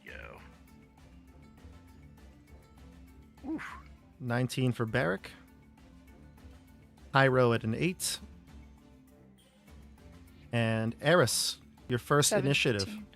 17. 17, everybody. All right. Welcome to the club. Welcome to the club. Let's go with, and I'll roll for Mohag and Darius next. Mohag and Darius.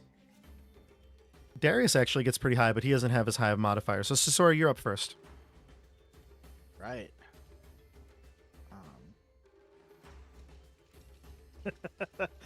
I guess Sasori's gonna die really quick. You'd be coming out of the boulder area, so I put all your tokens up here, but just, Are you use happy that. with, And our measurement from where we are? the boulder is fine. Yeah, it's fine. Where you are is fine. Okay. So I'm gonna use the dash action as my my rogue feature. And I'm gonna run up 45 feet.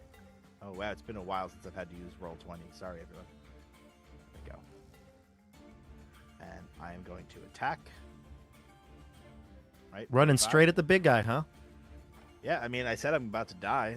This is Sasori. It's going to be a very short campaign, everybody. Karg's coming back, y'all. Oh, no. God. There's an idea here. So I'm going to attack once with my longsword. There we go. With a 20 hit. 20 does hit. All right, let's do some damage with my magical weapon. That's going to be 4 slashing damage. Is this a longsword? Yeah, I have a +2 longsword and also my dagger of venom, but because I'm a fighter with a dual wielding feat, I don't need the light property to dual wield. Gotcha. You just can't do sneak attack with it. Yep. Gotcha. But Okay. I can with my dagger of venom, which is going to be my offhand attack. Nice. Oh, Sasori's going to be big in this game. And then that's going to be and also the poison damage because the dagger of venom is amazing. Yeah. So it's 7 piercing, 18 poison with a DC of 15. This is to get the poison condition or to resist the damage? I forget. That's a great question. You created the weapon. I don't remember. I think Okay, I'll have to look back, but I think it's for the poison condition though. all right, we'll look back and see. But for right now, we'll take that as it is. You said saving throw 15. 15, yeah. Unfortunately, it passes. the sneak attack Okay. damage is terrible. 2 1s and a 5. Yeah, but it passes the con check, so not poisoned, and the total damage would end up being 32 if I'm counting correctly. Yeah, I think that's right. Okay, so we have a 4 and 32, so 36 damage to the giant. Yep, and I have 15 feet left of my movement, and I'm going to back up, and it can't attack me because I have rakish or fancy footwork as a Yes, yeah, for your 5. your Let's subclass. go behind the tree. Try to hide behind that tree best I can. Best you can, yeah. The giant, as you slash at it and cut through with your blades, it screams out into the night and orders clearly in its own language for the rest of the creatures to attack. Sasori, you're going to be prime target here. I speak all right. Orcish, by the way. Okay. I also So do. do I. Anybody speak Yeah. giant? We didn't No. plan this very well, did we? Nope. We all Arkish. Well, it does say we started a different campaign. I mean, I We wasn't did, we studying. did. in That's between. true. Yeah. It's dang, we didn't know we would be playing this game. We're flawed characters. I think it's Yeah. really important to know. All right. Very flawed. Barraquilios, you're up next. Excellent. So sorry, I'm on my way. As he begins to run down 10, 20. I think I'll come actually right there. And he puts out his hand to launch a guiding bolt. And unfortunately, that's not what happens. So he puts out his hand to launch a guiding bolt, and instead, 2 different chaos bolts come out towards the Oh. 2 orcs. Ooh. So I'm twinning this spell. Twinning. And should be coming through. It's taking a second to kind of come through tonight, but Kind of like the Char Coalition. Takes them a second Yeah. to come through, but they deliver. exactly. All right, here we go. 22 to hit. And Bob, I'm not sure with twin spell if I roll 2 different attacks, or if I believe just, you. Yeah, I believe you do. I think it's actually Okay. just like you cast it twice, essentially. Great. And it's a whopping 6 damage on 1. And that was fire damage along with that. Mhm. A 26 to hit and a 16 damage. Oh my wait. lord! Oh, I critted on the second one. That's so, why. No, never mind. It's 22. yeah, it looks like 22 damage if I'm reading that right. Either way, that orc is dead. The one Okay. that was chopping wood, he had his axe in the air as the boulder opened, and then Sasori ran out, and Barak ran out, and then he's lit on fire, immolated. He falls to the ground, catches maybe some of the logs here. They start to light. He's gone, though. Excellent. Yeah, and the other one took 6. Yep, I got him. Okay. Cool. Anything else from you? Sorry, and apologize for killing someone before he got to. You when can The you next one's kill? yours. You can kill from so far away. You must teach me this long distance stabby. I would love to. Darius goes next. He tied you. He's gonna take one step out, look around. He like maybe got an alchemist fire out of his coat, and then he's like, "I'm good here." And he's gonna stand and guard the entrance with Hieronymus. He's gonna stay right there, ready a flask. He's not gonna That's a venture good out spot. any further. I'd like second chance on the joke. I should have said, Hieronymus, you look different after Nate did that. That's the joke I wanted to make. I like it. I missed it, but but anyway, Darius is done, and then the giant goes next, and the ogres actually rolled. They rolled like crazy good. The ogres rolled an 18, and the giants rolled a 19. So they're going to go right now. The orcs end up going later in the combat. So the giant steps forward, and he lifts up one of these massive logs that's on the floor. You can see there's like even one there. And he's going to scream at you in the most like broken, basic common. And he says, "You die now!" And he lifts up this log and smashes it down. He's going to go for Sasori because you hit him. Let's see. What's your armor class, Shoot. Sasori? 18. 18? Yeah, I'm dual wielding. The fighter stuff was good to me. You do get hit, though, with a 24. Yeah, that So you do get hit, and he does 26 bludgeoning damage as you get bashed with this tree trunk. All right, I'm gonna use. I have something that halves that damage.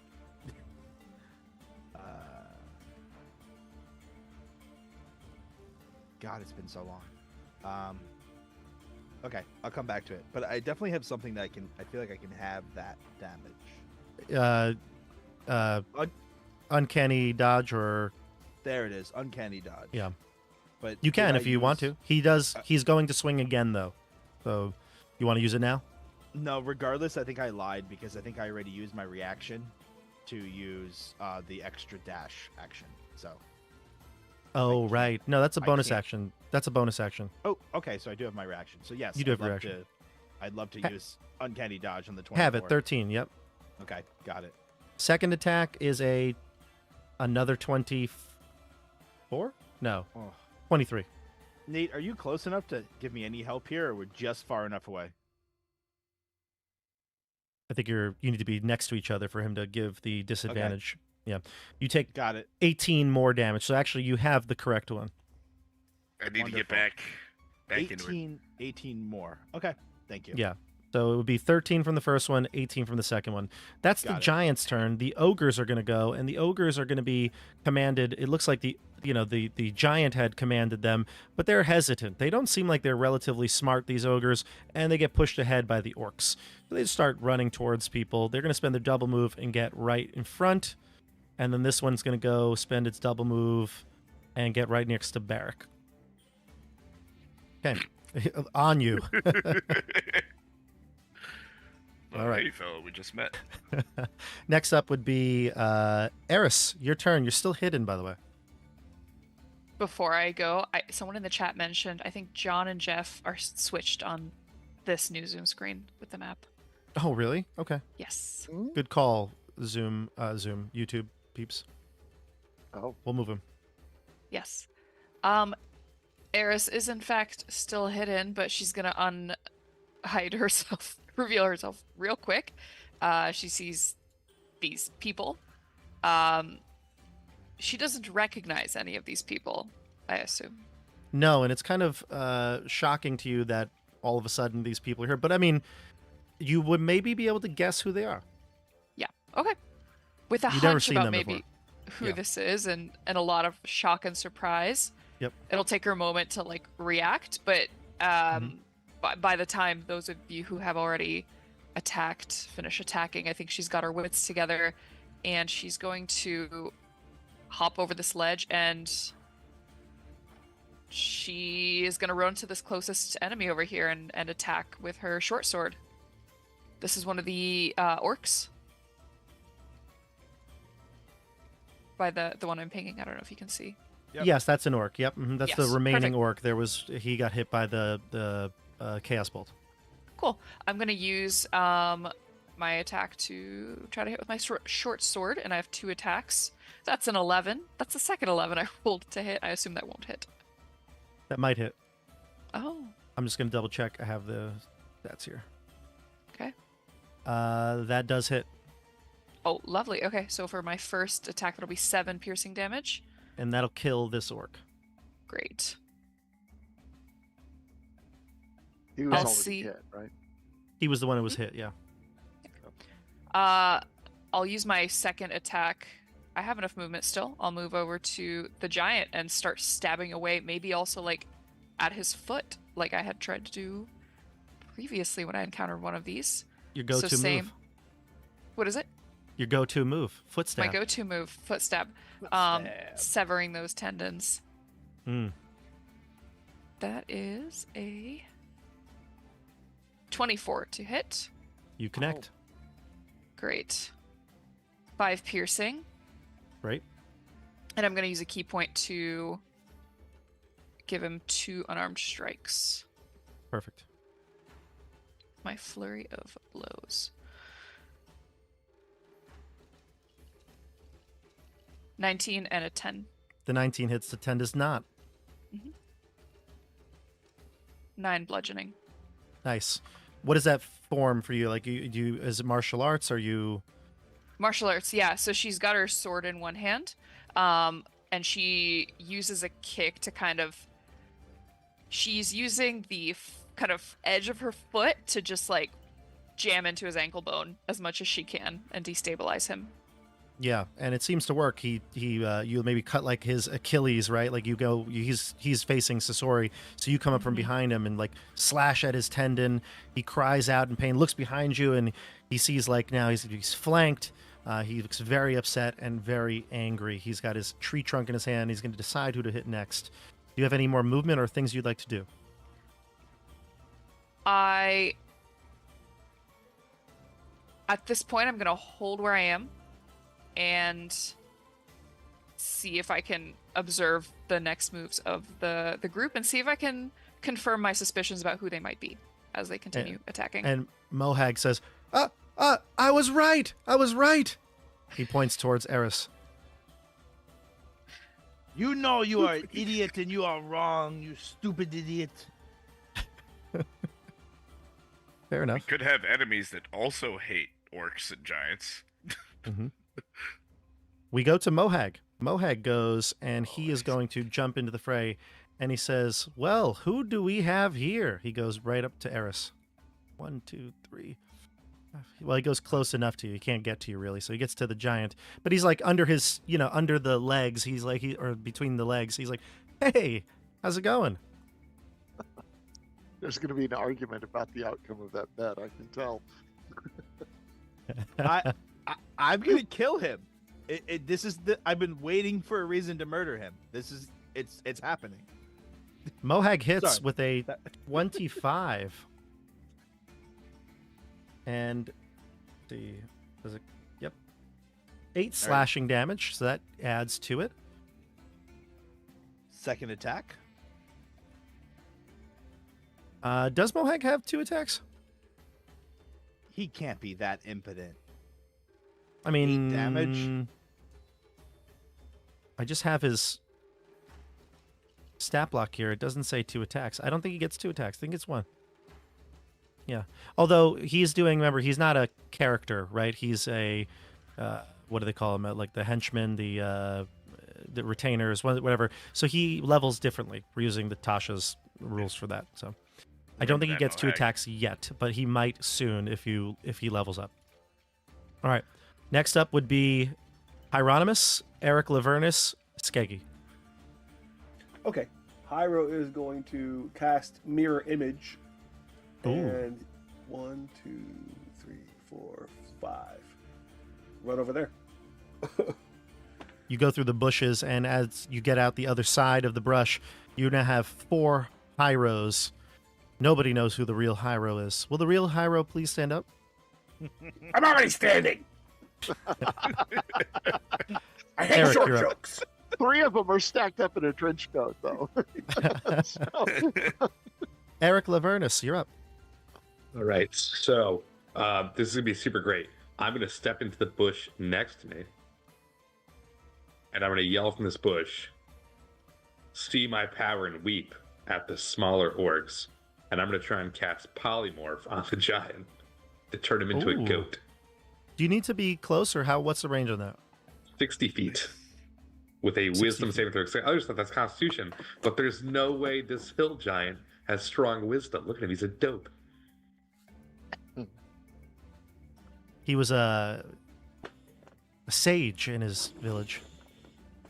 You get above Great. 14. He has a wisdom of 7. He's the wise one. He fails with an 11. He's turned into a goat for the next hour as long as I can maintain concentration. And I want the other orcs to see this, look upon my power, the almighty Eric Lavernus, and weep. Wow. That's amazing. Impressive. Would have been more impressive if you didn't hide in the bush before you did it. No, the bush is the most impressive part. Because if they hit me, then we have a big problem where our goat is now turned back into an orc giant hill thing. What All right, I language placed- did you say that in? I said it just like that. In common. Yeah. Word for word, in common. All the orcs look at the goat and they say, "Meat's back on the menu, boys." Oh god, they're gonna Oh, no, eat their fantastic. leader. This is bad for everybody. It's not the leader anymore. Don't attack that giant, just so everyone knows. Don't attack the giant. If we attack the giant, he turns back into a giant. And you say that out loud? I was gonna say, you do realize Mohag. There's a Mohag and I are right next to the thing you just did. This is like a double-edged sword. If I say it out The loud, brain Mohag trust is in the will front do it. row. If I don't say it, Mohag will do it anyway. No, I won't watched- say that part out loud because I don't think that's you know what? Let's just see what happens here. I turn him into a goat, and that's gonna be my turn. Awesome. By the way, I Great. watched a video recently about that scene in Lord of the Rings where the orcs say that, right? Where they're like, "Meat's back on the menu." And someone was like, "It's like my least favorite line in the whole movie because how would orcs know what a menu is? They have no idea." They're like, and it was just Like, this what's a deep, restaurant? yeah, it's like a deep dive on why that's a terrible line, and I thought it was so funny. I But bet the it's meat, an ad lib. Saruman could- opened like a cafe for them so they can No. relax and they've been cultured. I keep seeing one with the middle management orc complaining to Saruman. It's like, like, sir, we're trying our best. Like, I'm just a Yeah. manager. But the union demands better working. I am a huge lover of the original books. I think Peter Jackson modernized it in a way that's very accessible, minus Yeah. the raising of the Shire. It should have been another 2 hours longer, but I think it was well done. But if it was longer, it would have been better. that's what they say about this stream, so it should be longer. Well, we're working on that. Hey, can we start at 7:00 because I can't go to 1:30? Yeah, no way. Not in this game. All right, so that's the end of your turn, Eric. You turn the leader into a goat, and it does look as though the rest of the creatures, they cower a bit at this power that you've shown them. They do not, in fact, think meat is back on the menu. We go to Skeggy. Okay, so this is Darius standing in front of. That's my young Skeggy. Yeah, I think I Okay, just yeah. had him out here. Just That- use him that- for now. That's Yeah. fine. That's fine. I'm just verifying that's Darius in front of me right there. It is, Oh, and he looks back yeah. and he's like, Hieronymus, I've got you covered. What, Hieronymus, where'd you go? Okay. Well, I think we definitely do not want to be fighting an ogre in hand to hand. So this is going to be a crossbow bolt. So, but before I do that, I'm going to insightfully fight him. Which, as I recall, I get to make an insight check versus his deception Mm-hmm. as a contested roll. And if I win that contest, I get to keep using my sneak attack damage, even if I don't have advantage on him. Yep. So, hang on, I got to remember how D&D Beyond works. I have an 18. You beat him. I thought I might. Okay, so we're going to get all our possible damage here. So it is time to plunk him with my magic clanger. Again, how do I... No, hang on. How do I do a freaking attack in this stupid thing? Under D&D Beyond, you should probably just be able to go to your inventory and select the weapon, and a dice should pop up. Actions. Yeah, actions. That's where it is. Okay, so shooting him. And I have whiffed. Okay. What'd you get? All right, so in light of that, geez, I don't want to leave Darius all alone and unprotected. And I'm standing like right in front of the little entrance. Yeah, we'll call it that. Yeah, I put you Right. all just to the side of it. But Okay, Darius, lad, get back in the cave. He nods. Understood. Understood. Okay. And- Well, I'm not going to move. I'll kind of stand aside. You know what? I'll duck back in the cave too, actually. Okay. Yeah, just put yourself So- on the rock then. Okay. Oh, okay. Yeah, perfect. That's fine. You're in the cave. Yep. I'm trying to get where an ogre is not going to be able to easily get to me. Good. Fair enough. Okay. And Alrighty. I mean, I've got movement, so. The orcs, at the opportunity to run, they are going to. In fact, they do not like what they are doing here. They seem displeased, and the ones that were down by the water certainly will run now that they get to the top of the ridge and see that there's a goat in place. They run off into this direction. So down to the south, they start running off. The ones over here will start running off as well towards the west. And they'll leave and double move. Okay.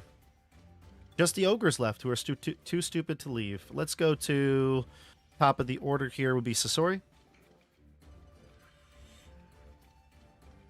Well, seeing that the enemy I was attacking is a goat now, I'm going to be really confused and look around and say, this is the next biggest creature. And I'm going to run over next to Barrick, and I'm going to attack the big guy.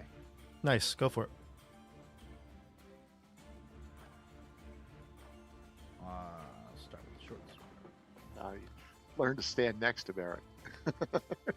Mm-hmm. 14? 14 hits. 9 damage.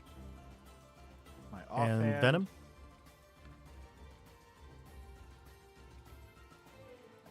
17. That connects. And I get traditional. Oh, look how terrible those rolls are. Yikes, that first one was amazing. So we're looking at 6 piercing, 6 poison, 9 sneak attack. When you're in a 15 DC save. Okay, so minus 21 damage, and I'll do the poison DC for this guy. You said it's a 15, right, for your check? Con save, yep, 15. Fails, actually. Rolled pretty low. It takes it, yeah. Let's So it'll be go. poisoned. All right, nice job. Anything else from you? Nah, that's it.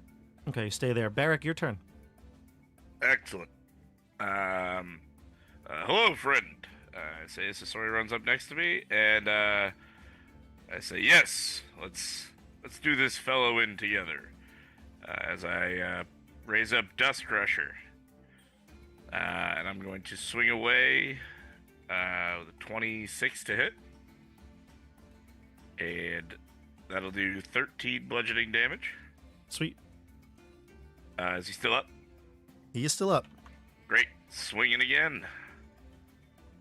With a 24 to hit. That connects as well. And that'll be 8 bludgeoning damage. Still up? Yeah. And I'll just hold the spot. He is certainly hurt, though. This ogre is taking a lot of damage at this point. We'll jump down to the creatures, so the ogres would go next. Darius actually goes before them, so he'll disengage and go into this area here. He's off the map now, but there he is. He's coming back in. He's in the in the cave He behind kind of Skeggy. squished himself through the crack. Yeah, he had to squish to get through there. Flat Darius. So he'll disengage and do that, and then we've got Mohag. No, not Mohag. Excuse me, the ogres. Let's do the ogres. So we've got this guy coming towards Eric Lavernus, and the two are already there. Oh, no. Sasori will be you'll be the target. Barrick, I take it you're going to use your ability. Yeah. So it's just disadvantage, right? Yep. Okay. 25 changes to a nat 1. Nice job. Excellent work. And then Shields the other up. one against Eric Lavernus. We high five each other. Absolutely. Eric is Do 17. not Does that lose concentration? 17 does hit, in fact. My AC is 17. Hmm. Oh no! It'd be bad for everybody. Oh, it rolled damage already. Never mind. I rolled separate damage, but it has damage already. 10 damage, bludgeoning, and you do need to make a concentration check. Constitution there. It's con is D20 plus wisdom, right? Constitution, I believe. Ooh, okay, so that's 8 plus my constitution is. It's a saving throw. I don't know if it matters for you, but does not. Constitution is +2, so that's a 10. So is that 10 saves, right? Is it above 10 or below 10? You needed a 10 or half the damage, whoever's higher, and half the damage of 10 would be 5. So it's you definitely needed a 10, and you got it. Exactly 10? Good. Exactly 10. 8 + 2. Ooh, nice. Whew. Eris, your turn. Thank goodness. One thing I still getting used to this new character. I forgot to mention, because she brought down a creature within 5 feet of her to 0 HP. As a result of her monastic tradition, she gains 7 temporary hit points. Sweet. You don't need no speeches. I don't need no speeches. I get that when I kill people. It's great. So giving myself that. And I assume when a much larger creature turns into a goat, their clothes kind of stay the same size and kind of collapse around them? Or is No. now the goat wearing properly fitted chainmail? No, actually, they transform, and all the things they're wearing, carrying, just magically transform with them. If they were to turn back into their normal form, they would be wearing what they were wearing. She's gonna take, I guess, her action Mhm. for a second to search and see if there's anything on the. I know she's like, I think she knows better than to like damage the goat now because he's harmless, but she wants to search and see if there's anything on his person, on his goat body, that would hold a map, a chart, No. anything. No. You don't need okay. you don't need an action for that. No. Okay. You don't nothing. see it. Okay. All right. In that case, I don't think I need to disengage from the goat. I will run over to this enemy here and start attacking again with my short sword. Go for it. No, the goat does not take an opportunity attack. Can the goat attack? Can a goat? Does a goat have an It says attack? when you polymorph, it takes on all the stats of a goat. So I don't know if the goat has the intelligence to reaction. I'm bringing up Okay. the goat right now. No, that goat is chewing on some grass or like a shoe. It's a goat. he'll try to ram you, I guess, with his horns. Brilliant goat. He It's gets an the 11. goat. He gets an It's- 11. It's It a does goat, not hit. the goat. Just He a misses goat. you. He misses He you. He misses does for try. He sure. says, "Gilliard goats." I'm gonna try to stab this guy in the gut with my short sword. Yeah. That's a nat 1. I will try again with my second attack. That's a 19. That hits. That'll be a 9 piercing, and then again I'm using a key point. You for kill 2. him. You kill him. Great. Do I get 7 more HP? You would replenish HP. it if you used it already. You can't have more than one It source doesn't. of temporary. Right. Perfect. Okay, that's what I thought. Great. So nothing happens. So the ogre goes down with the sword in its back, and Barrack and Sasori, you two, Yeah. now over the giant belly of this ogre, you see this small 21-year-old human female. Yeah. Uh, yes. Yeah, as Dasha described earlier. And Dasha, take your turn. You have still more movement and maybe potentially actions. Up to you. I think I still have enough movement to now get to this enemy, and I'm going to use my key point to 2 unarmed strikes on him. Sweet. Really quick before you do, 'cause I might be able to help you out. Bob, question for you. Because I have Warcaster, it says I can use a reaction to target one creature with a spell that casts 1 action time. Can I try and hit it with a guiding bolt to give Dasha advantage on her attack against it? It I don't says think as I a need it. reaction. But I already rolled. Sorry. Oh, well, take Dasha's damage first. For the future, Sure. yeah, you could. If it says as a reaction to, what would the reaction be to, though? An attack? Me being hit. Oh, right. So when you got hit, you could have done Yeah. a reaction. We'll Yeah, skip next- over this combat, but just going forward, yeah, that'll be cool. Good to know. I didn't know you could do that. Go ahead. I rolled a 22 and a nat 20. Excellent. Both hit. 26. Yeah. So here's the 5 bludgeoning damage from the 22, and from the nat 20, that'll be 10 So 15 more. damage. Yeah. Gotcha.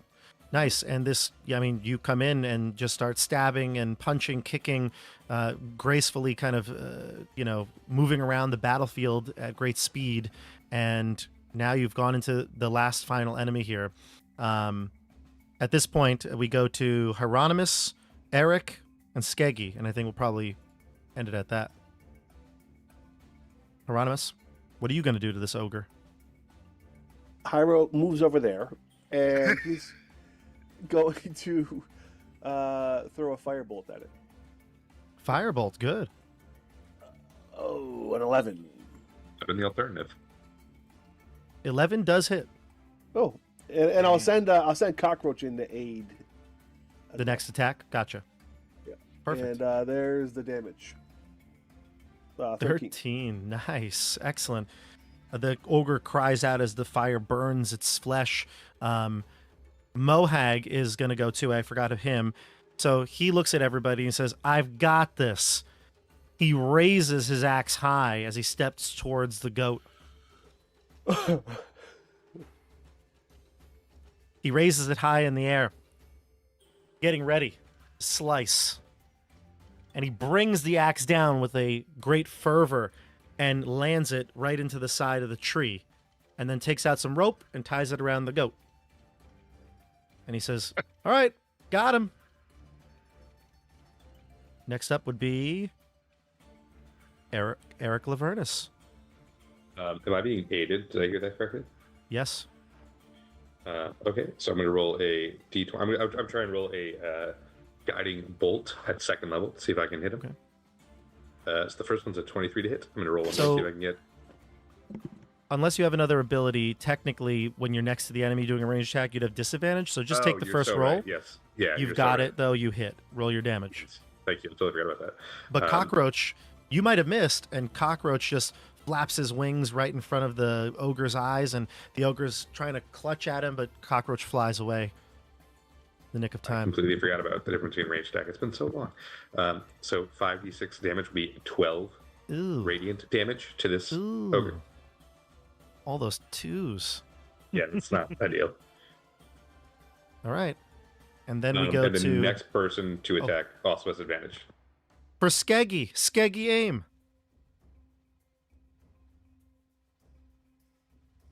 Skeggy, it's your turn. I'm Can't just hear- sitting there with Sasori, like, Can't hear you, pointing Jeff. at Eris. Like, open mouth. I think we both just watched her murder an ogre, sprint, and then punch the shit out of another ogre. Yes. And we're like, what is that? That's amazing. You can do that? Now do it to the goat. Girls can fight?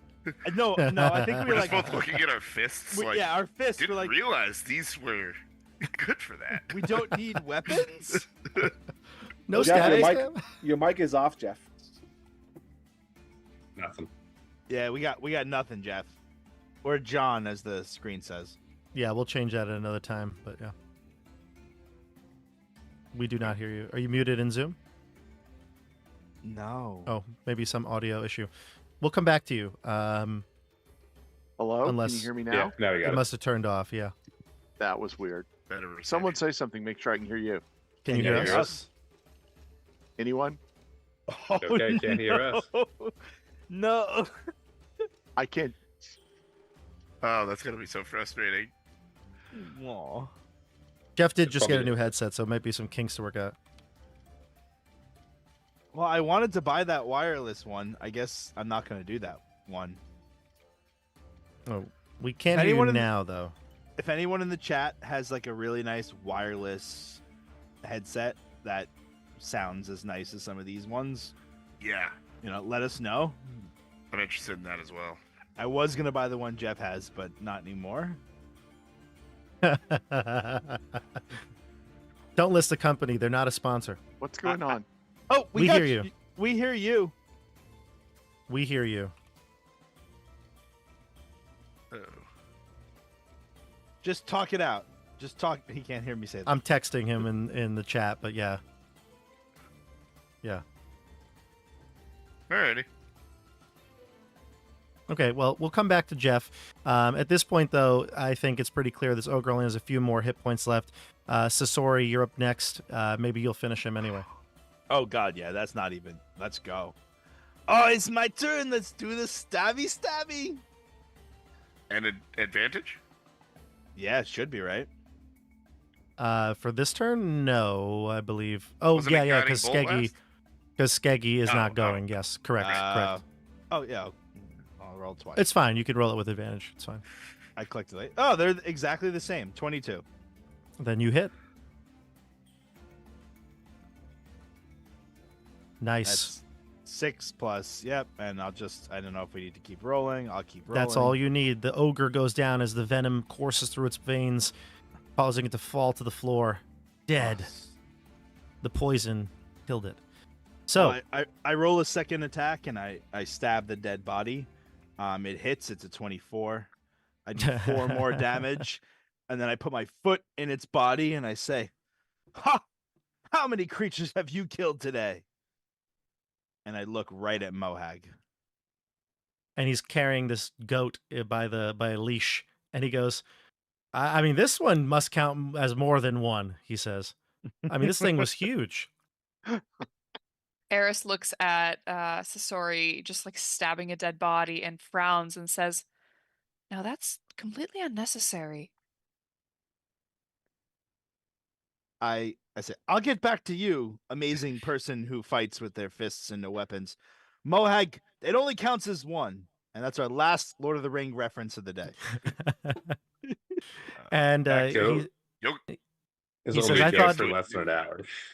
I thought no man could kill a giant," he says. A woman did. That giant's this is- still alive. It's just a goat. We have to do something about it. This is just devolving into Lord of the Rings quotes. Lord of the Rings Eric quotes. Lavernus is right. Darius speaks up. "Yes, he's right. That goat will change back soon. We have to get out of here." "Who are you, by the way?" He's looking at you, Eris. She'll ignore the "who are you" question for a second, and she'll say, she'll look, I think she heard Eric's voice when casting the spell, so she knows that it came from you. "How long will he be like this?" Less than an hour, give or take. "I need some help, some information. Can you help me search his body, the camp, and anything you can find?" I'm Eris, by the way. I'm Eric. Pleasure to meet you. She'll reach out and offer you a hand to shake. Firm handshake. And Mohag intercepts it and says, "Well, hello, hello, hello. I am Mohag the Great. Your name is Eris, you said? Eris? "Yes, my name is Eris." What a beautiful name," he says.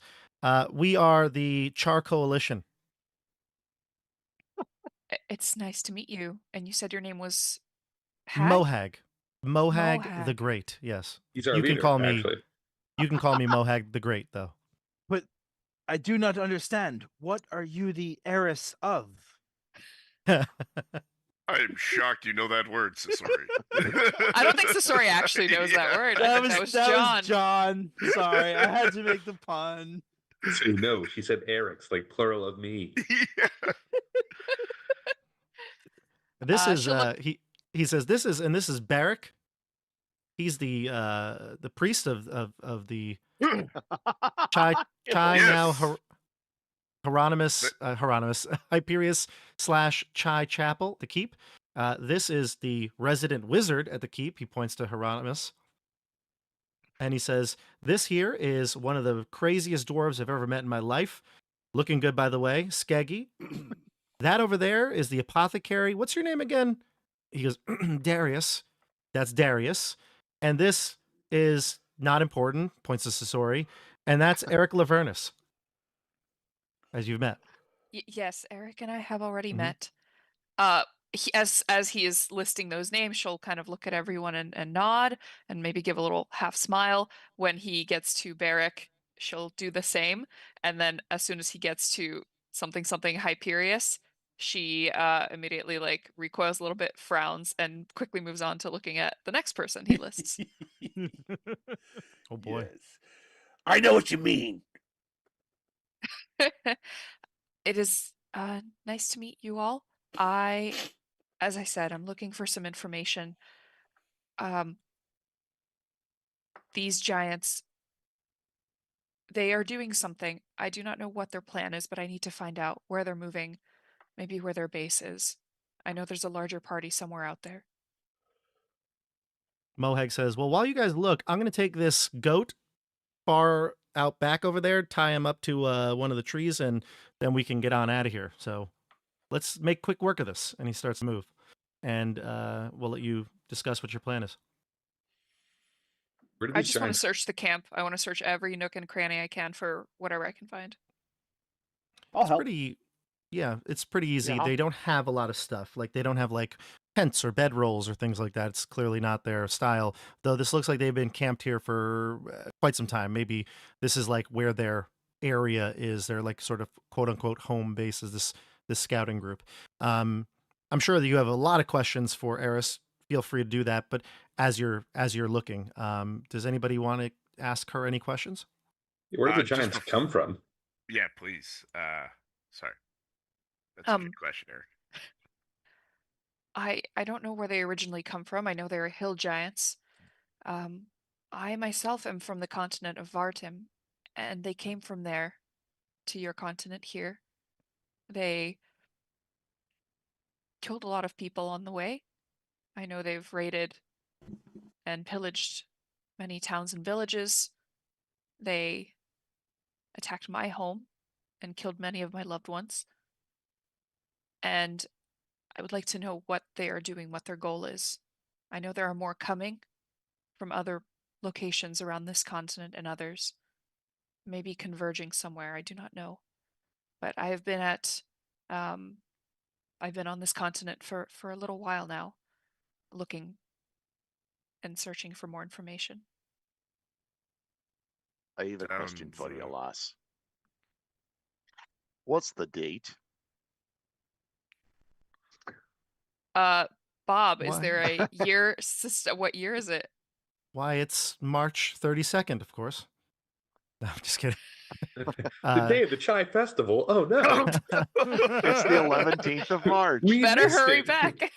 there Did is we print the flyers? there I'm is just trying to figure out how long we've been out of there is a town. date, Eris, and there's a whole calendar, and I just don't remember it off the top of my head, but it would be the winter, about just more than a year out, like a year and a half after you had heard that these people left the keep. Yeah. So I will tell you whatever year that is in the proper year Mhm. naming system. Okay. And I'll acknowledge, I guess, looking around at each of you. I know we haven't met, but I have heard of you all. I've spent some time in the keep recently, these last few months, after making my way to your continent. You are all presumed dead, or at the very least missing. nothing new. Where So, have how you long been? has it been? You have been missing, according to others at the keep, for over a year now.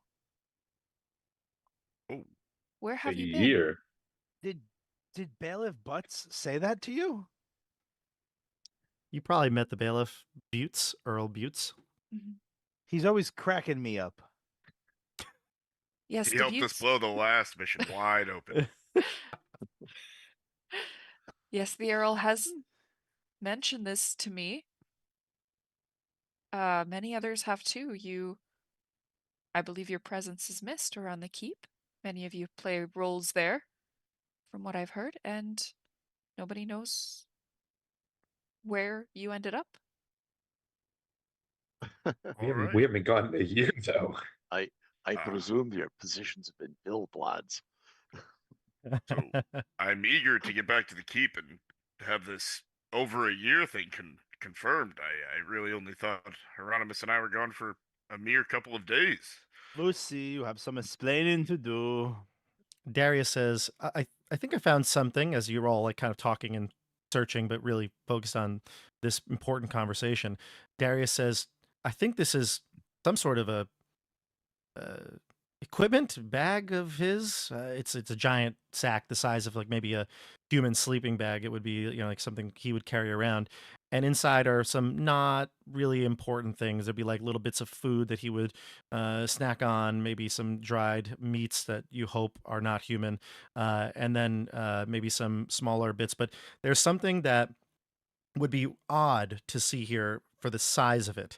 It's not the size that a giant would wear. It's a necklace and inside it, you can go through the bag, empty the contents out, but it's a necklace that is like a string, like a cord, some sort of like a hempen cord, and on the end of it is a gnarled root.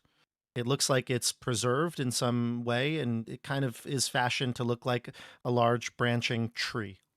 It looks like it's a big, like medallion for someone, for any of you to wear, but that it could fit a smaller neck. Not certainly not that of a giant.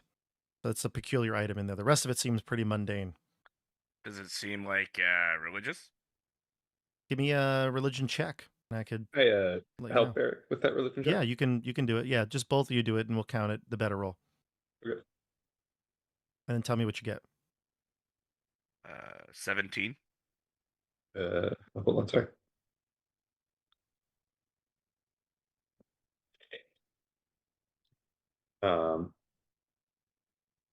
Let's go with his. Okay, 17. It's got to be some sort of druidic symbol. You're not sure what the reasoning is, but clearly, some sort of token to a force of nature. Maybe there's more you can glean from this item, but right here in this moment, no. I'm not sure if it's better with Darius or me, but I'm curious to take it and ask around the Temple of Chai and Hyperius. Just anyone with any kind of knowledge of this. He's like, I've never seen anything like that before, but there are a lot of strange tribes that live north here of the mountains. I mean, orcs and others, creatures of that. This looks like a very crude token. Maybe it belongs to some other culture. We should get back to the keep before that goat turns back into the giant. And Mohag just comes back. He's like dusting off his hands. He goes, "All right, you find what you need?" Oh. We found something. All right. Yep. Then let's get back to the keep on the borderlands as he looks right into the camera. And that's where we're going to pause it for tonight. Everyone, what a first episode. Great job. Loved it. Man, It was awesome. fantastic, Bob. Good start, everyone. Thank you for watching tonight, everybody. What a great chat we had. I actually was so focused on the game, I only checked it like a handful of times, like glanced at it. But I'm looking forward to going back and see what people are saying. Don't forget, if you want to keep this game shared, comment, like, subscribe, do all the good YouTube stuff. More to come here in the Borderlands and beyond in the world of Illustria. Until next time, though, we'll see you on the tabletop. Have a good night, everybody. Night, everyone. Bye. Good night. Bye.